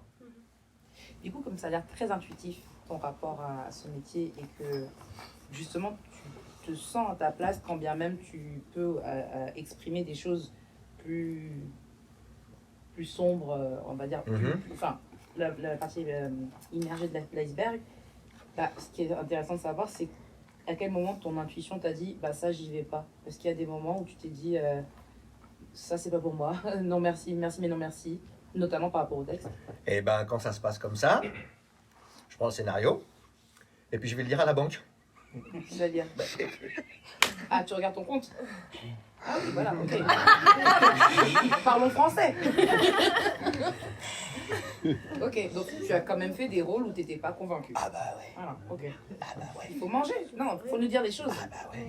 Ah ouais, je te le dis, bah oui. Ouais, parce que Hein? pour le moment, nous, on est quand même en Bah, moi, kilo, quoi. On est pas en j'ai deux F1. films en tête. Si j'avais pu passer à côté, je serais passé à côté. Hein. Ah. Ah ouais. Mais après, je débutais parce qu'en même temps, tu te dis. Et puis après, attention. T'as confiance en ton instinct, mais peut-être ton instinct te raconte des conneries. Tu sais pas, enfin, je veux dire. Mais c'est vrai, des fois, quand t'es là, tu fais. Non, mais maintenant, j'ai un peu plus de bouteilles. Je rencontre le mec, puis je vois que, ok. Bon, je crois que ce sera sans moi, voilà. Mais c'est. Ouais, c'est un peu la mort dans l'âme, parce que. Ou alors, j'essaye d'être de l'intérieur et de le changer de l'intérieur, mais c'est peine perdue, tu peux pas changer les choses. C'est compliqué. Tu fais appel à ton agent, si jamais? Pour dire non. Non. Bah non, l'agent, non, parce que la personne, soyons honnêtes, j'ai pas 15 000 scénarios dans ma boîte aux lettres, Tu gères en donc direct. j'ai encore le temps de rappeler le mec quand même, tu vois. Ouais. Mais t'essayes toujours de sauver le truc, parce qu'il y a toujours un truc qui te plaît un peu, mais c'est vrai que c'est... Ouais. Ok. Ouais. Et le pire du pire, c'est quand t'as un scénar, ça m'est arrivé, tu fais... Le mec, il a écrit ça, et qui te dit, mais Clovis Cornillac, il a dit oui, hein. La cadote d'appeler Clovis Cornillac fait, espèce d'enculé. Tu sais que tu peux... Attends. Eh ouais, t'as envie de lui dire, t'as dit oui à ça, t'es sûr? Non, c'est pas évident. C'est pas évident. Alors, j'ai envie de savoir pour vous quel est le rôle qui serait rédhibitoire. Je m'explique. Dernièrement, j'ai entendu un comédien dire moi, un rôle de violeur d'enfant, jamais. Là, vous avez parlé du rôle de Guy Georges, par exemple. Comment vous pouvez accepter de jouer ce rôle-là? Pour donner un exemple. Bah, en fait. Que vous refuseriez de faire Je sais pas en fait, parce que oui, c'est vrai que dès qu'on touche aux enfants, c'est compliqué. En fait, la problématique, elle est super simple, ça dépend qui est aux manettes. Ça dépend qui est aux manettes. Je peux très bien faire un violeur d'enfants, mais par contre, il n'y a aucune scène où on me voit avec un enfant. Regardez, est-ce que vous vous rappelez Cap Fear? Scorsese, De Niro avec la petite Juliette Lewis, tu vois, et il fait juste une scène comme ça, il la prend, elle est toute jeune, hein, elle doit avoir 15-16 ans. Et il glisse, il a comme ça, il fait vraiment un repris de justice, mais vraiment le monstre, Cap Fear. Et il lui glisse juste son pouce dans la bouche comme ça. Il force, il viole sa bouche avec son pouce. Et pourtant, à un moment donné, on fait aussi ce métier pour aller hors de nous-mêmes. Hein. Voilà, tant que les choses ne sont pas, comment dirais-je, ne sont pas grotesques. C'est intéressant parce qu'on a plus ou moins tous vu, comment il s'appelle ce film. J'y pense à ça, moi. Moi, j'adore Brando. Maintenant, on est en train de sortir comment s'est tournée la fameuse scène avec, comment elle s'appelait cette comédienne, Maria Schneider. le dernier tango. Le dernier tango. Parce que le côté, alors ça n'a rien à voir, hein, mais le côté où le réal il dit doucement au comédien, à la comédienne, tu le préviens pas, et la personne te fait quelque chose, ça arrive, hein. Là c'est hardcore, on est d'accord. Mais il est tellement, c'est très tendancieux notre métier. C'est très particulier quand même. Hein. On aime bien s'approcher de la limite. On aime bien ça. Ouais, c'est une question de confiance. Après, ça va devenir encore plus compliqué maintenant parce que, et c'est pas plus mal d'ailleurs parce qu'il y a des garde-fous. Il y a des gens qui sont là pour faire attention. De plus en plus. Attends, j'ai l'impression d'être Benoît Jacot. Tu vois pas. Mais c'est vrai que non, moi j'ai pas de. C'est pas tellement le rôle que je refuserais. C'est plutôt ce que raconte le film. Le message. Oui, Le voilà. message. Ce que raconte le film. Qu'est-ce que. Moi, j'aime bien cette idée que je n'essaye qu'apporter ma pierre à un édifice. Voilà. Si l'édifice il pue, qu'est-ce que je viens foutre là, quoi? Non. Mais là, vous aviez parlé tout à l'heure de votre formation, Louis Strasberg, etc.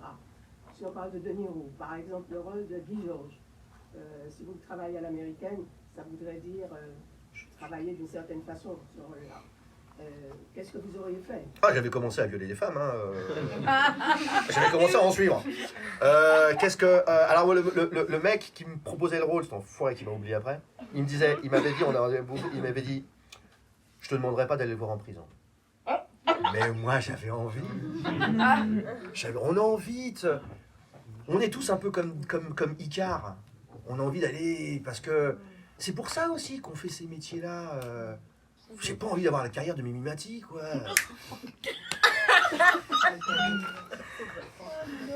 On a tous envie d'avoir son Ciao Pantin. On a tous envie d'aller se perdre un peu. Comme Patrick Devers. Oui, alors sans larmes, sans la fin de saison. Non, je sais pas, Guy Georges, qu'est-ce qui m'intéressait chez Guy Georges? Non, mais hors de sa zone de confort. C'est hors de sa zone de confort, complètement, c'est ça. C'est ça, parce que on sait qu'on va en ressortir quelque chose qui va pouvoir donner un matériel différent à ce qu'on fait ailleurs, quoi.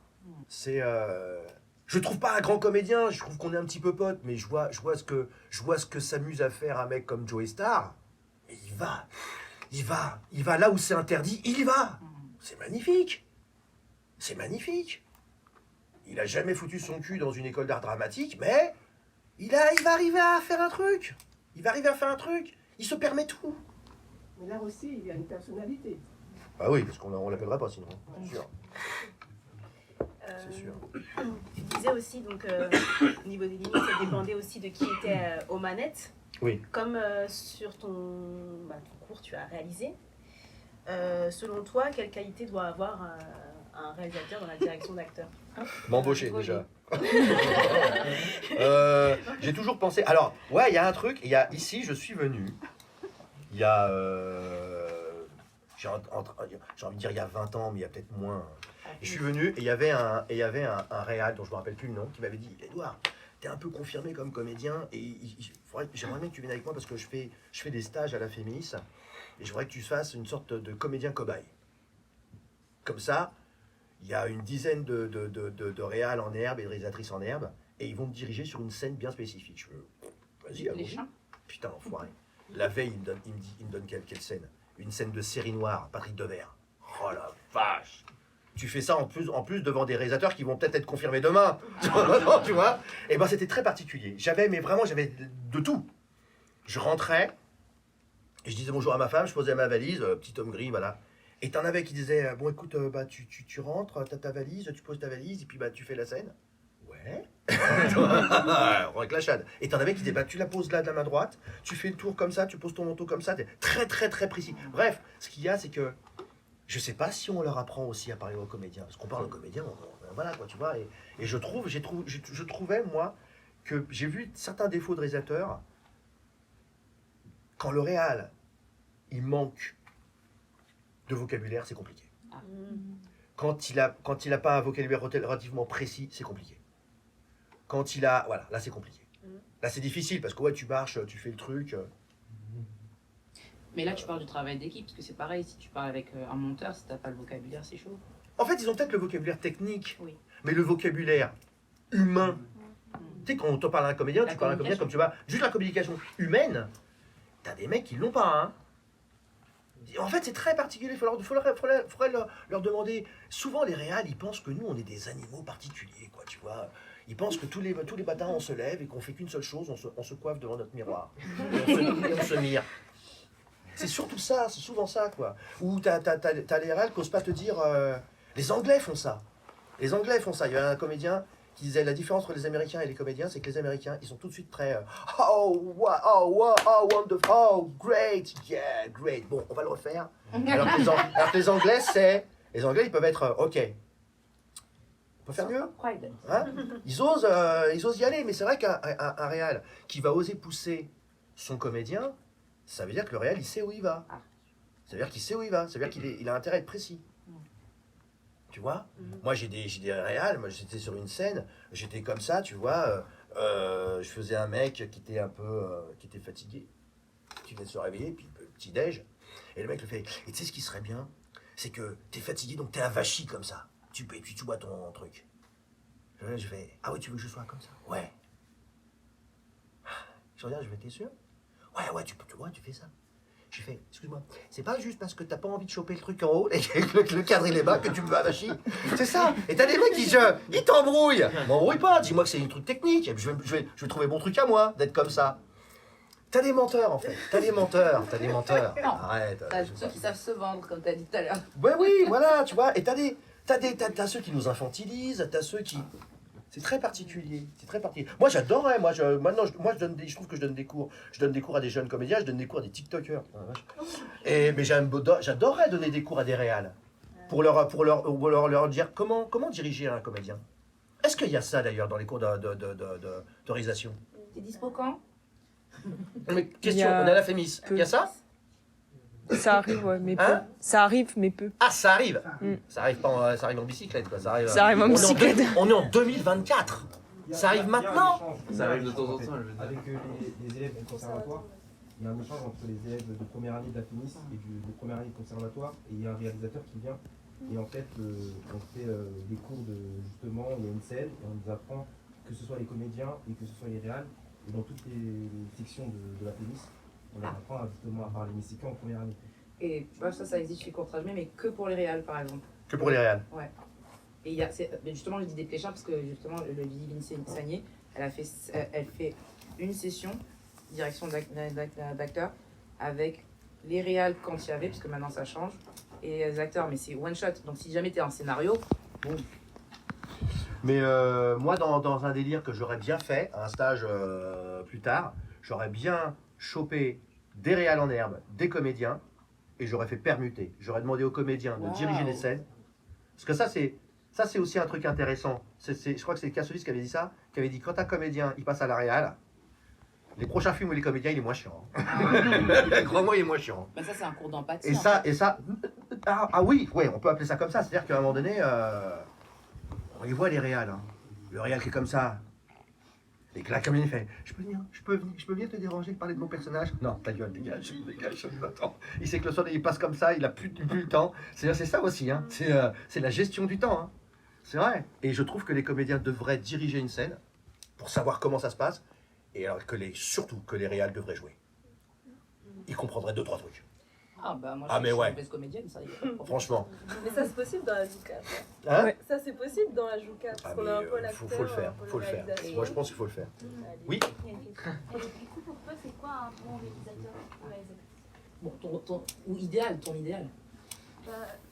Il a dit le vocabulaire. C'est très compliqué parce qu'en fait, moi, depuis le temps, et j'ai vraiment un gros problème, il faut que ça sorte de moi. Je crois que j'ai un problème de confiance. Je me laisse pas tellement faire. Depuis le début, j'ai rarement rencontré ce qu'on appelle un directeur d'acteur, tu vois. Et donc, je me suis démerdé pour me diriger tout seul.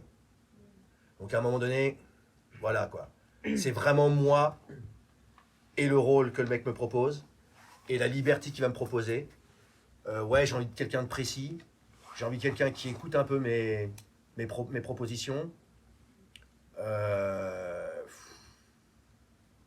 En fait, on nous demande tellement, nous les comédiens, puis en plus de couleurs, parce que, pardon, il faut quand même le dire, je suis désolé, mais sur 100 films, déjà, on va oublier tous les films d'époque, parce qu'on a un peu l'impression que nous, on est arrivé en France avec Jimi Hendrix, hein, voilà. On va oublier tous les films de télévision où il y a secret de famille et tout ça, parce qu'on ne sera pas dans la famille. Donc, il nous en reste plus que 40%. Donc, à un moment donné, voilà. Et donc, on a dû apprendre à se démerder, quoi. On a dû apprendre à se démerder. Donc, tu vois, j'ai envie de te dire, je crois que c'est plus à moi de me faire à l'univers du gars que le contraire. Mais c'est bien s'il a un univers, quoi. Ouais. Mais c'est vrai que j'ai plus de rapport avec le texte, avec ce que le mec me propose, quoi. C'est vrai. Ouais. Mais toi, en tant que directeur d'acteur, purement, par quel chemin tu passerais pour emmener ton comédien là où tu veux, quoi? Est-ce que tu as une idée de méthode? Alors en plus de ça, quand je donne des cours, je leur dis, écoutez, je vais vous dire un truc. On va parler cash. Je ne crois pas être un trop mauvais comédien. Par contre, je ne crois pas être un super directeur d'acteur. Donc, je vais devoir vous faire, à un moment donné, parce que moi aussi, je manque de vocabulaire, je vais devoir vous faire ce qu'on ne fait jamais. Faire à la place de l'autre. Ça c'est toujours mal vécu. Mais à un moment donné, voilà quoi, tu vois, je reste comédien quoi. Voilà, et voilà. Et donc moi, en tant que directeur d'acteur, je dois pas être... Comment ça s'est passé sur le Oh, j'interviens. J'interviens là-dessus. Non. Il n'y a pas eu de plainte. Il n'y a pas eu de plainte. Non. Si Édouard a vraiment une très très grande qualité, excuse-moi Édouard, c'est notamment sur la direction d'acteur. Ah. Donc je me permets, parce qu'il y a d'autres choses où il était totalement en tant que réalisateur aux fraises, et je peux raconter l'anecdote, mais sur ses acteurs, ça vraiment, il a un respect de ses acteurs qui, enfin, je pense que ça résonne, hein, parce que tu es un acteur toi-même, donc tu les traites comme tu aurais aimé être traité. Et par exemple, il a une horreur absolue des didascalies, je peux le dire. Ouais. Et pour lui, c'est un signe, quand il y a un texte, il y a des didascalies, c'est-à-dire que... Je les lis pas. Non, c'est-à-dire qu'on ne respecte pas l'acteur, qu'on ne fait pas confiance. Et un bon réalisateur, c'est quelqu'un qui va choisir le bon acteur, c'est son talent, le bon acteur pour le bon rôle, au bon endroit, au bon moment. Et en l'occurrence, sur ce film-là, avec ces actrices,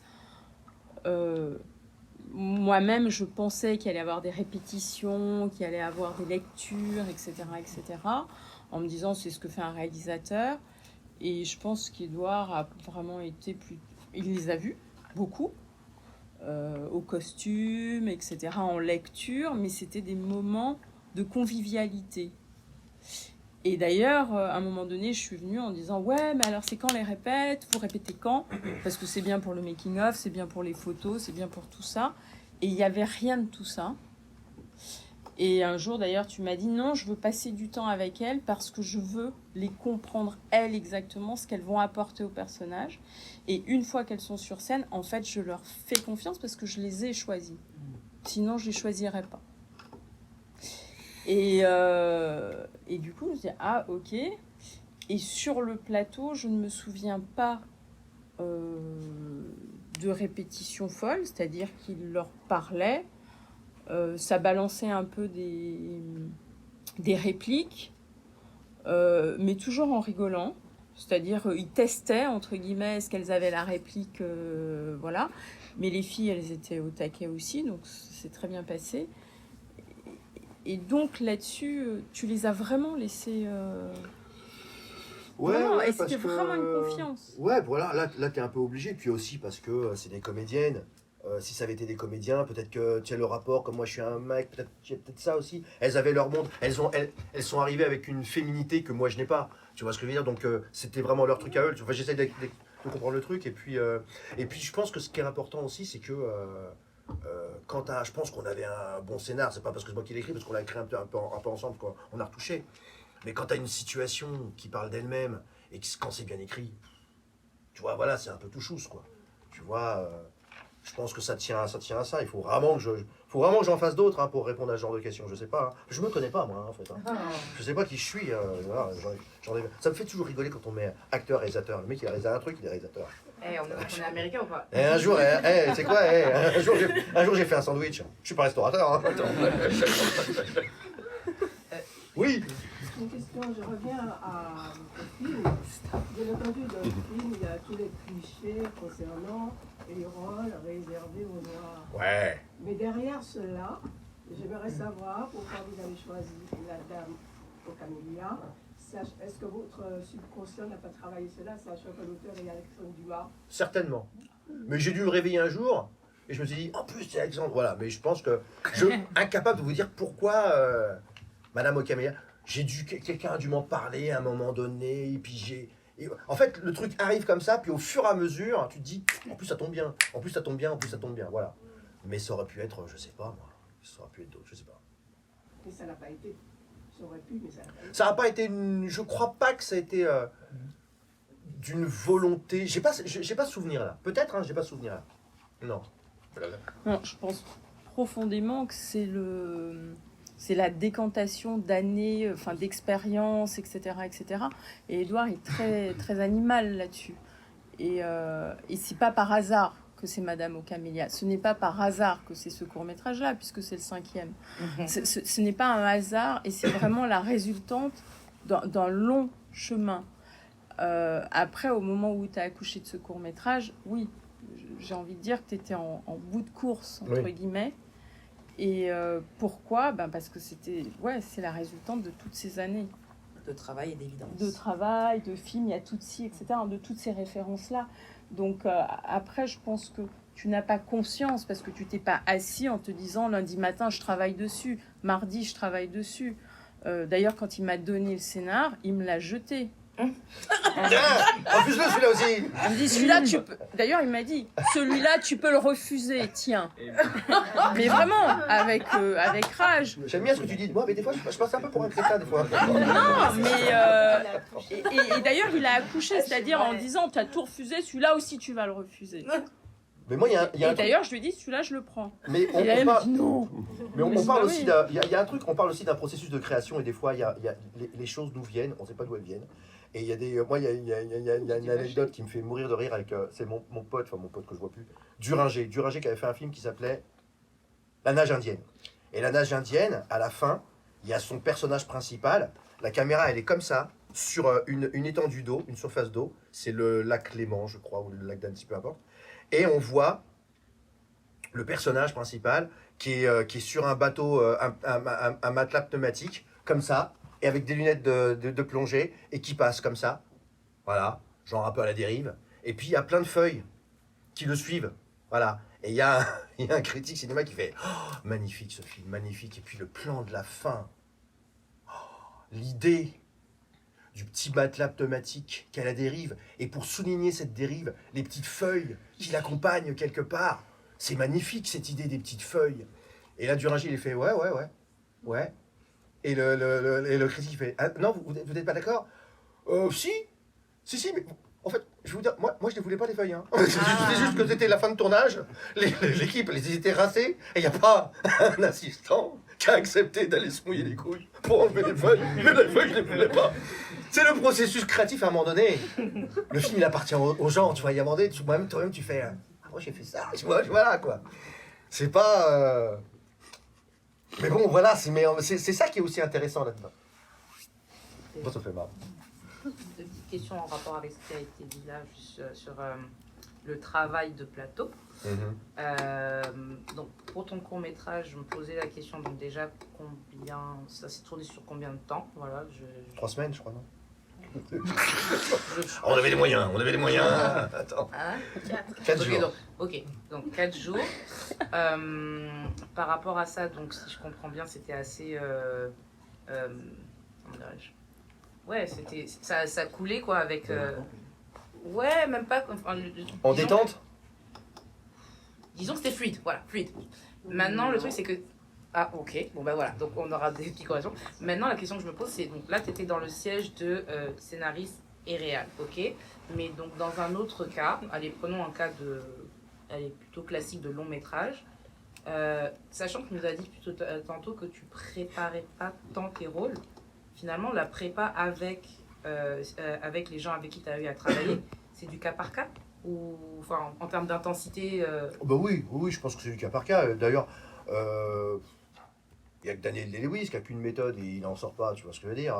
Mais, enfin, moi, les rôles qu'on me... Oh, tu prépares toujours un petit peu, mais c'est un petit peu... Tu sais, c'est comme quand... Je dis ça aux jeunes comédiens, quand le mec, il doit travailler des essais. Commence pas à te mettre en scène.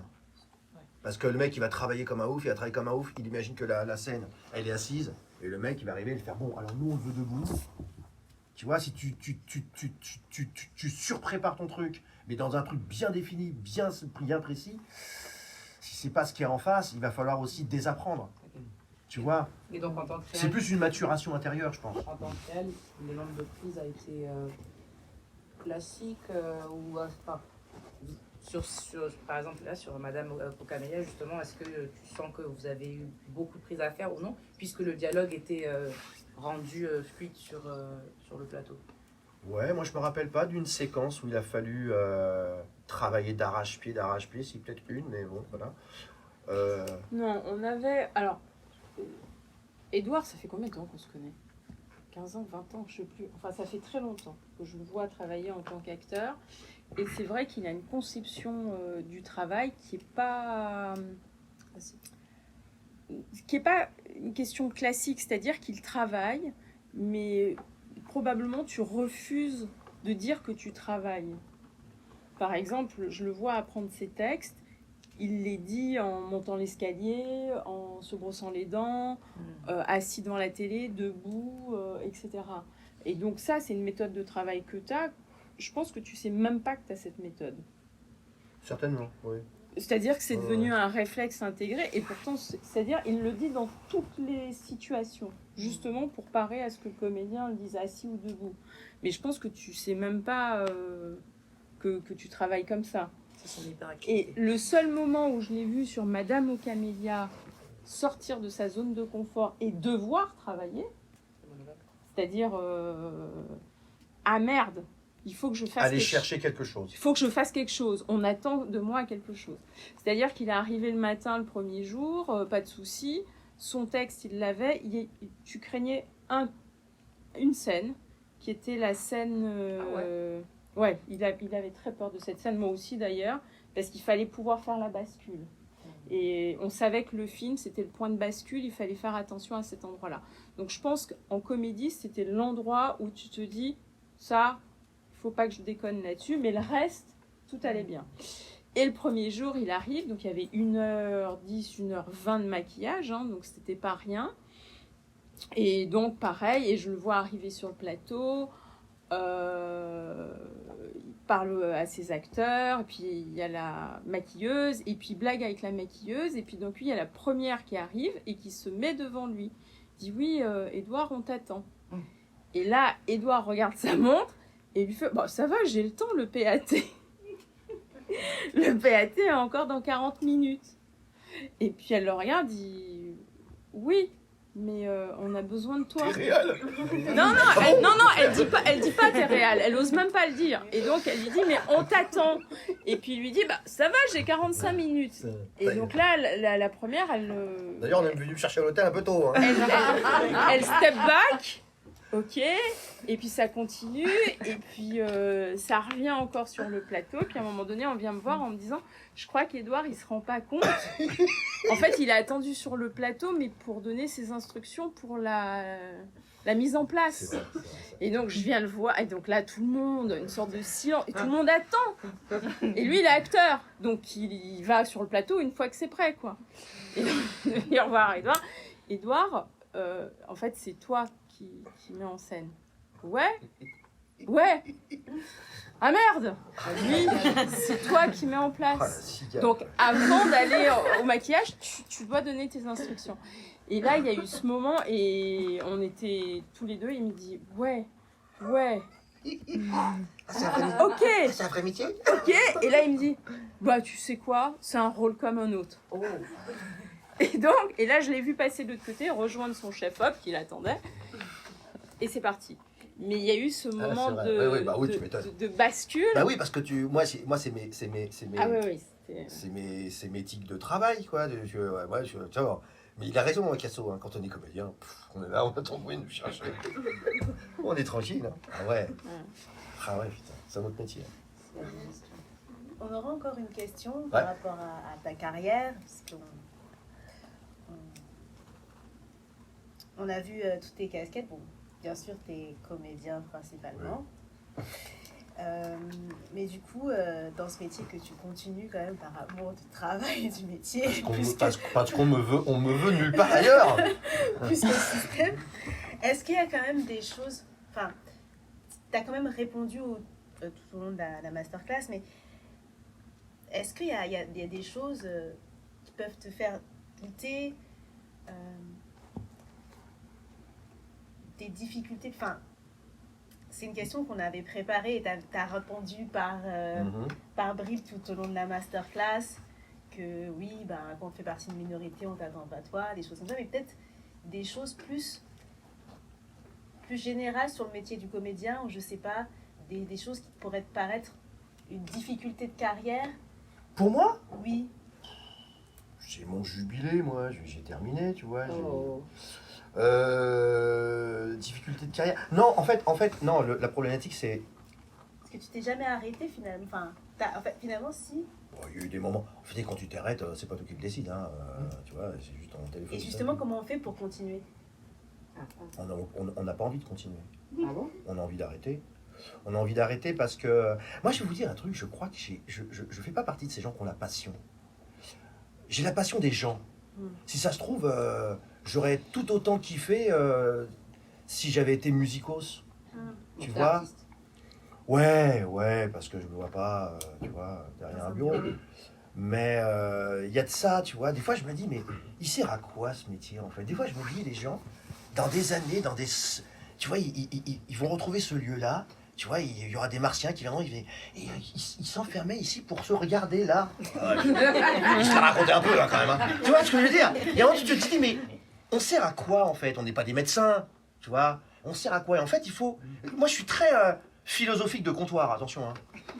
Et c'est comme ça quand je te dis, ouais, j'aimerais bien être sûr qu'on change un peu la vie, les choses, tu vois? Mais c'est vrai que des fois, je regarde un peu les choses, je regarde un peu comment on tourne le truc, et j'ai l'impression, enfin, vous vous rappelez... ce film Seven, Oui. J'ai l'impression de devenir de plus en plus comme comment il s'appelle, Somerset. Celui qui va à la retraite. Ouais. Et qui dit à l'autre, tu sais, le monde est un vilain lieu, fais gaffe, tu vois, je veux dire. Il y a un moment donné, il y a une petite partie de moi qui est un petit peu, pessimiste. Un peu pessimiste, et je sais pas pourquoi. Je sais pas pourquoi. J'adore faire ce métier-là, je kiffe. Tu vois, je suis plutôt quelqu'un de drôle et j'aime m'amuser. Mais je sais pas. Et ça, c'est un acquis. Je veux dire, au début, quand tu commences, tu te dis ça. Oui. Non, parce que j'ai pas conscience. J'ai pas conscience, mais j'ai toujours douté, moi. J'ai toujours douté de pas mal de choses. Ouais. Le doute, ça faisait partie intégrante de ton parcours, mais malgré ça, tu as continué jusqu'à maintenant. Bah oui, parce que et puis bon, encore une fois, moi j'ai commencé, j'étais tout jeune, dans une école, tu vois, en 3e, en 5e, 4e, je jouais une scène, on nous demandait de travailler une scène et j'ai joué Scapin. Je m'étais fait mon costume à moi, un truc chelou, et j'ai pris conscience que j'avais une vis comica de ouf. Mais de ouf. Je faisais le kéké et ça marchait.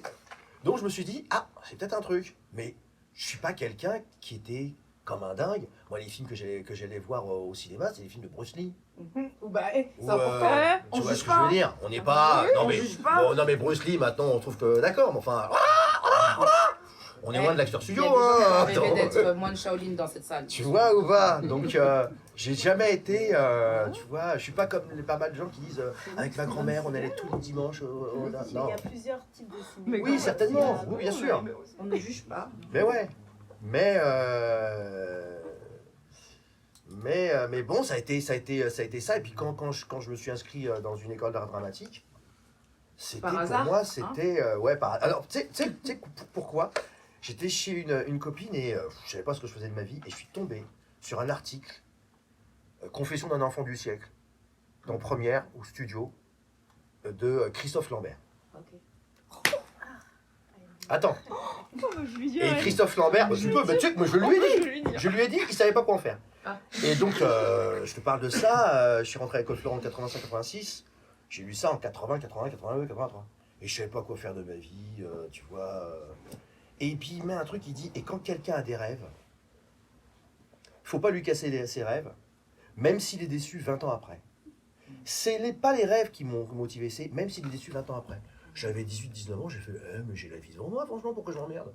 Vas-y, fonce. Et puis, école Florent, bam bam, tout ça. Et puis là, en faisant, j'ai découvert effectivement la passion. Je suis tombé sur une prof. Elle me file à jouer l'avare. Je t'ai fait un avare, mais un avare de merde. J'étais comme ça. Oui. Elle m'a fait, qu'est-ce que tu fais? Je te demande de faire l'avare, tu me fais le bossu. Ah bon? Mais qu'est-ce que tu fais comme ça? T'as la main, t'as un moignon. Et donc, elle m'a appris l'authenticité. Pars de toi, enfin, je veux dire, le mec, il a avare, il n'est pas handicapé. Et tu vois, comme quoi, il y a un truc aussi, et moi, j'étais pas dingue de Christophe Lambert, mais j'étais dingue des films qu'il faisait, quoi. Highlander, tout ça. Et des années plus tard, je joue avec Christophe Lambert dans une série, tu vois, et où je fais un mec qui l'aime pas. Il y a une scène de torture, je sais, je lui mets une grande gifle, je l'ai attaché, je mets une grande gifle dans sa gueule, et c'est Duringer qui fait ça, ce truc, et à un moment donné, pour le torturer, il est comme ça, je mets la main sur ses couilles et je lui presse. Bien évidemment, il faut un plan sur la main, ma main sur ses couilles, et je suis comme ça et j'attends qu'il fasse le point. Et pendant qu'il est gênant sur ses couilles, je fais... Je peux te dire un truc, c'est que c'est un peu à cause de toi que je suis ici. Je te jure, je fais ouais, c'est à cause de ce que t'as dit là, des années là, et là sur un en train de planter les couilles. Putain. Attends. Au niveau du rapport avec le tuer le père, ou c'est très particulier fait. Il va comme il avait fait. Je suis désolé, pardon. Truc, il y a que dans ce métier quoi, tu vois. Il y a que dans ce métier quoi. Donc voilà, mais en fait, c'est quoi, j'ai l'impression que j'ai toujours fait un peu ce métier un peu par hasard. C'est beaucoup de chance quand même, c'est beaucoup de chance parce que tu vois, j'ai pas été chercher les choses. J'étais une cigale quoi, tu vois. On s'en rend vraiment pas compte. Ah bon Voilà, quoi. Il n'y avait pas de gypsy sur le... Non, sur le clairement pas. d'Astérix et Obélix, On me demande toujours des anecdotes. Ça y est, Shekina, elle a posé ses feuilles. Elle pose les vraies questions. Non, il y avait sur ce tournage une ambiance de court-métrage. Okay. Mais détente. Bah oui, il y avait le budget. Mais oui, mais attends, quand t'as le budget, Quand il y a beaucoup d'argent, il y a beaucoup de merde. là t'es pas détente, hein. T'es pas détente, hein. Ah non. Ah non. C'était dû à quoi? C'était Chabat qui mettait... C'est Chabat. Chabat. Un film, il ressemble au réal. Ah oui. Si le réal est tendu, le truc va être tendu. Si le réal, il ouais, ça la coule. Ça la coule. Ah non, mais Chabat, voilà quoi. Moi, j'ai un Chabat sur mon CV, voilà quoi. Wow, c'est mieux qu'un Oscar. Oh my god. Ouais. Amazing. Je me rappelle pas. Ah ouais, si lorsque tu avais commencé, bon là c'est une question pour l'association. Quand les quotas, il y a toujours eu un truc comme ça, mais il y avait vraiment un côté plutôt bon enfant, il y avait toujours un côté un peu que je trouvais pas très crédible en fait. Je sais pas pourquoi, pas très crédible. Oui, il y a un problème, soit, mais je trouvais que les solutions apportées n'étaient peut-être pas les bonnes. Puis j'ai toujours peur d'un côté ghetto, moi. Tu vois ce que je veux dire? Il y a un côté ghetto, je trouve que...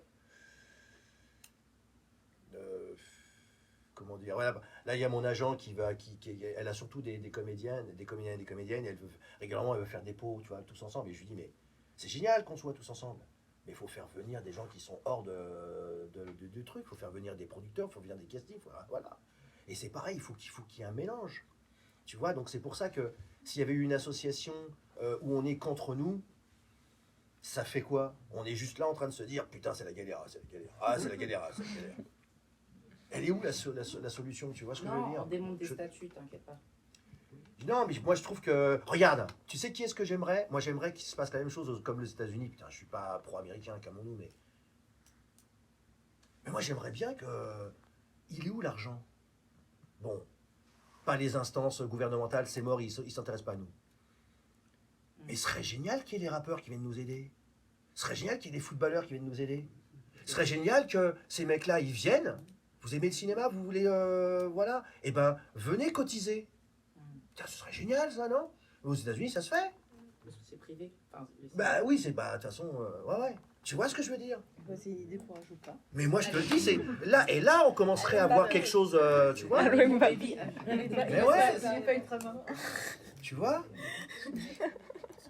Parce que là, on est entre nous, c'est bien, il y a une émulsion, voilà. Mais... Moi, tout le monde n'est pas ultramarin dans la salle, je pense. On essaye d'être... Enfin, tous nos événements sont... Est-ce qu'il y a des riches? Tous nos événements sont ouverts. Oui, mais c'est ça, tu vois, c'est ça. Moi, je pense que tant mieux. Je trouve. Pour cette histoire de jeunesse, allez. Est-ce que tu as parlé de doute, de confiance finalement que tu avais... certains diraient un excès de confiance quand souvent c'est un peu l'inverse qui se passe et tout.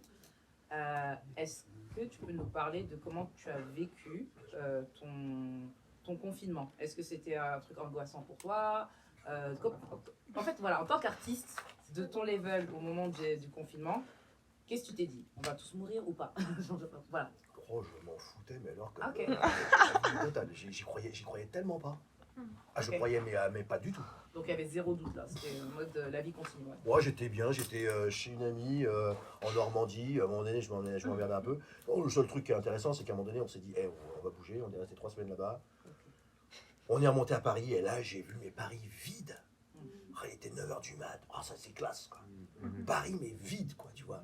Mais non, j'ai jamais douté de mon confinement. Non, par contre, j'ai envoyé un message à France Télévisions parce que je savais qu'il y avait des gens qui travaillaient pas, mais peu de temps après le confinement, putain, j'ai pas arrêté de travailler, moi. Ok. Ouais, moi, je crois que je travaille vachement bien en temps de crise.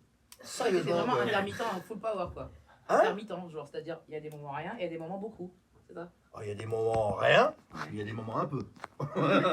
Ah ouais, l'intermittence, ah oui. Ah bah oui. Non, mais ce qui est marrant, c'est que pendant le confinement, on a tous été des intermittents. À rester chez nous, attendre que le téléphone y sonne. Mais c'est vrai, je pose la C'est nos question vies. parce que tu dis à un moment donné à quoi on sert, mais clairement c'était un moment où les gens se sont rendus compte que la culture c'était pas juste des troubadours quoi. Non, c'est certain, c'est certain. D'ailleurs, je trouve qu'on est super mauvais en France. On est super mauvais. Alors au cinéma, je sais pas trop, mais au théâtre, moi je sais qu'en Espagne, les théâtres ont rouvert. À part. Qu'est-ce qui a rouvert en France? Les églises. Ah, je vais vous dire un truc. Hein? Oui, certainement. Acte 3, c'est le cinéma qui n'est pas Non, là. mais tu vois ce que je veux dire, quoi. C'est vrai, tu vois. Ah non, moi j'ai jamais eu de doute. Je sais que ce truc qu'elle est passée. Ah, je suis pour voir, franchement, easy, quoi. Voilà. Bah, pour clôturer, on voulait te demander quelles sont tes actualités théâtrales, cinématographiques, sur quelle planche on peut te retrouver. Je suis en ce moment sur scène, mais ça fait partie de ces projets. Ça m'aurait bien plu de passer à côté. Voilà. Mais c'est Guenin. Non, c'est une pièce. C'est pour vous dire, c'est avec Christian Vadim et aussi Paul Belmondo. Et on est 5 sur scène, et c'est ce qu'on appelle un boulevard actuel. Et pareil, au niveau du... Ça a très mal commencé parce que j'avais demandé qu'il y ait des réécritures, ils n'en ont pas fait, donc je les ai fait moi-même. Alors, quand vous faites des réécritures au cinéma ou à la télé, ça passe chocolat, mais au théâtre, c'est mort. Ah ouais, et donc on est revenu à des trucs d'avant, mais... Donc c'est pas vraiment une pièce que je porte dans mon... Voilà, mais ça cartonne. Et on joue pas à Paris parce qu'ils savent qu'à Paris, le public est quand même un petit peu plus exigeant. Oh. Et c'est dans toute la France. On a même été en Suisse, on a même été en Belgique. Et mon Dieu, Quelle vie. j'ai jamais vu autant de vieux de ma vie. Oh. J'en fais un peu partie. Hein. Non mais il faut dire ce qui est. Le théâtre, il y a beaucoup de vieux qui vont au théâtre. Bah en même temps, Et sinon ça parle de faut quoi? lâcher la... Mais ça s'appelle comment là? Ça s'appelle Papas.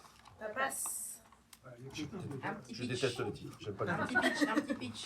Oh, le pitch, c'est l'histoire d'une meuf qui a 3 papas et qui va leur annoncer qu'elle veut se marier avec un mec qui a à peu près leur âge. Pourquoi elle a 3 papas? Parce qu'en fait, sa mère lui dit avant de mourir, écoute, voilà, je vais te dire qui est ton père, mais pendant que j'étais enceinte de toi, je frayais avec 3 mecs en même temps, donc c'est l'un des 3.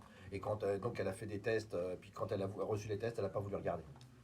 Bon, la meuf, elle a, dans l'histoire, elle a censé avoir 41 ans. J'en ai 57. Je sais que j'en fais moins. J'avais envie de lui dire, jamais, je crois une seconde, que jamais. Ça passe chocolat. Jamais du tout. Enfin bon, bref, voilà quoi. Okay. Mais ça cartonne. Papas. Ça cartonne, voilà. Dans un théâtre près de chez vous. Dans un théâtre, je joue mi-juin, on joue à Enghien. C'est peut-être le plus proche. Le gars il vit bien. Enghien-les-Bains, casino. Enghien, ouais. Et oui, À l'image, est-ce qu'il y aura des projets À l'image, mon Dieu, je vais... qu'est-ce qui va sortir? Non, il n'y a rien qui sort, normalement.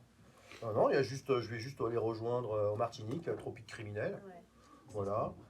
Mais sinon, on a des projets avec monsieur. Voilà, bah, alors lui, c'est quand même le réal, tu vois, parisiano qui, lui, il fait sa carrière sur le territoire d'outre-mer, voilà. Mais lui, bah, même en Russie, même en Afrique. Voilà.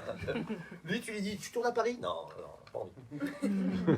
Donc voilà, hein, il y a des gens, et on a des projets maintenant. Qui dit projet, voilà, quoi, tu vois, ce sont des envies, quoi.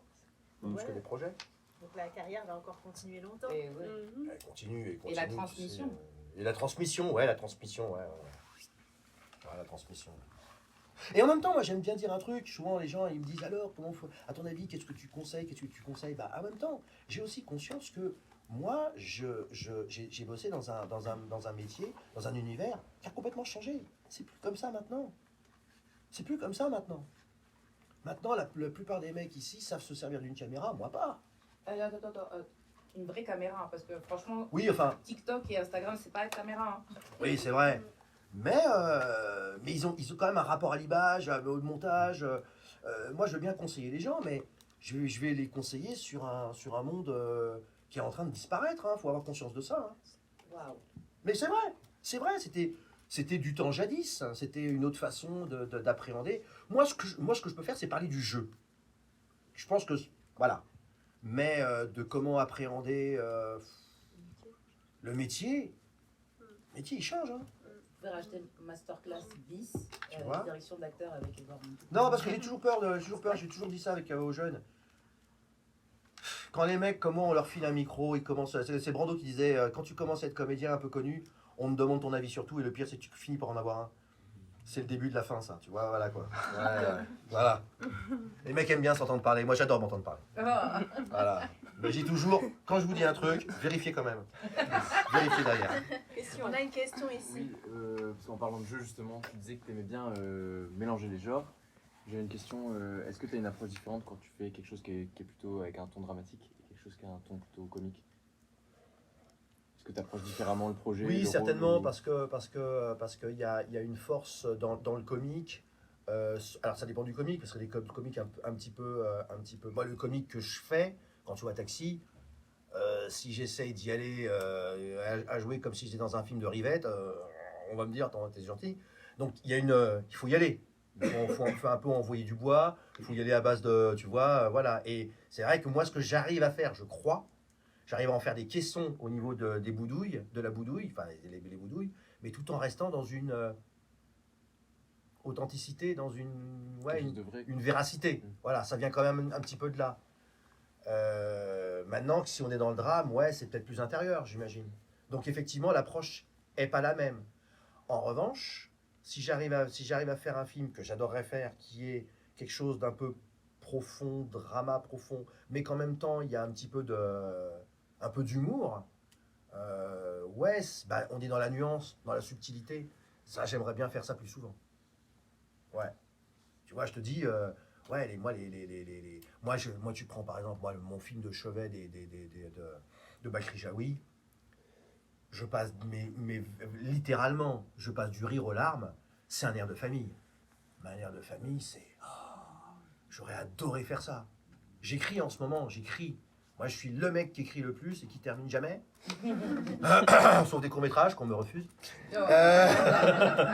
Tu m'étonnes que je termine pas. J'ai dû me traumatiser. Hein. Et ouais, j'écris et c'est des gens moi qui m'ont ému, qui m'inspirent. C'est il y a une intelligence, il y a quelque chose. Non, il y a eu un super truc. Alors je vous le s'il y a des gens avec qui je veux bosser, c'est des gens qui font Shameless. Qui connaît cette série Shameless? Putain, faut voir ça. Il y a un épisode, je vous le dis, après on arrête. Il y a un épisode où il y a le mec qui tient le bar, le gros balèze, il rencontre un pote à lui, un pote d'enfance. Comment tu vas? Ça fait longtemps, putain. Ouais, la fois on s'était vu, on faisait les matchs et tout ça. Tu viens vendredi. Qu'est-ce qu'il y a vendredi? T'es pas au courant? Non. Il y a notre prof, on était ensemble au football. Notre prof de foot. Ouais, il est mort. Oh merde, putain. Donc on se retrouve tous parce que... mais on n'était pas si potes avec lui. Vu ce qu'il nous avait fait, c'est quelque part, ça nous... Voilà quoi. Mais il nous avait fait quoi? T'es pas au courant? Il nous a tous touchés.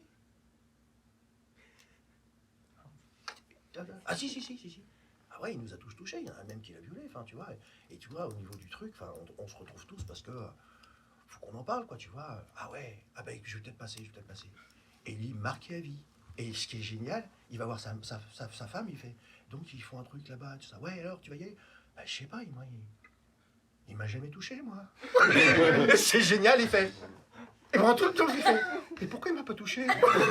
Je trouve ça d'une intelligence. C'est une façon de retourner l'horreur. Mais je trouve ça magnifique. Shameless. Je trouve ça génial. Il est comme ça, fait, pourquoi t'as pas touché? Voilà. T'arrives à... Franchement, c'est... Voilà. Mais bon. Merci beaucoup. Bon, merci à vous. Merci.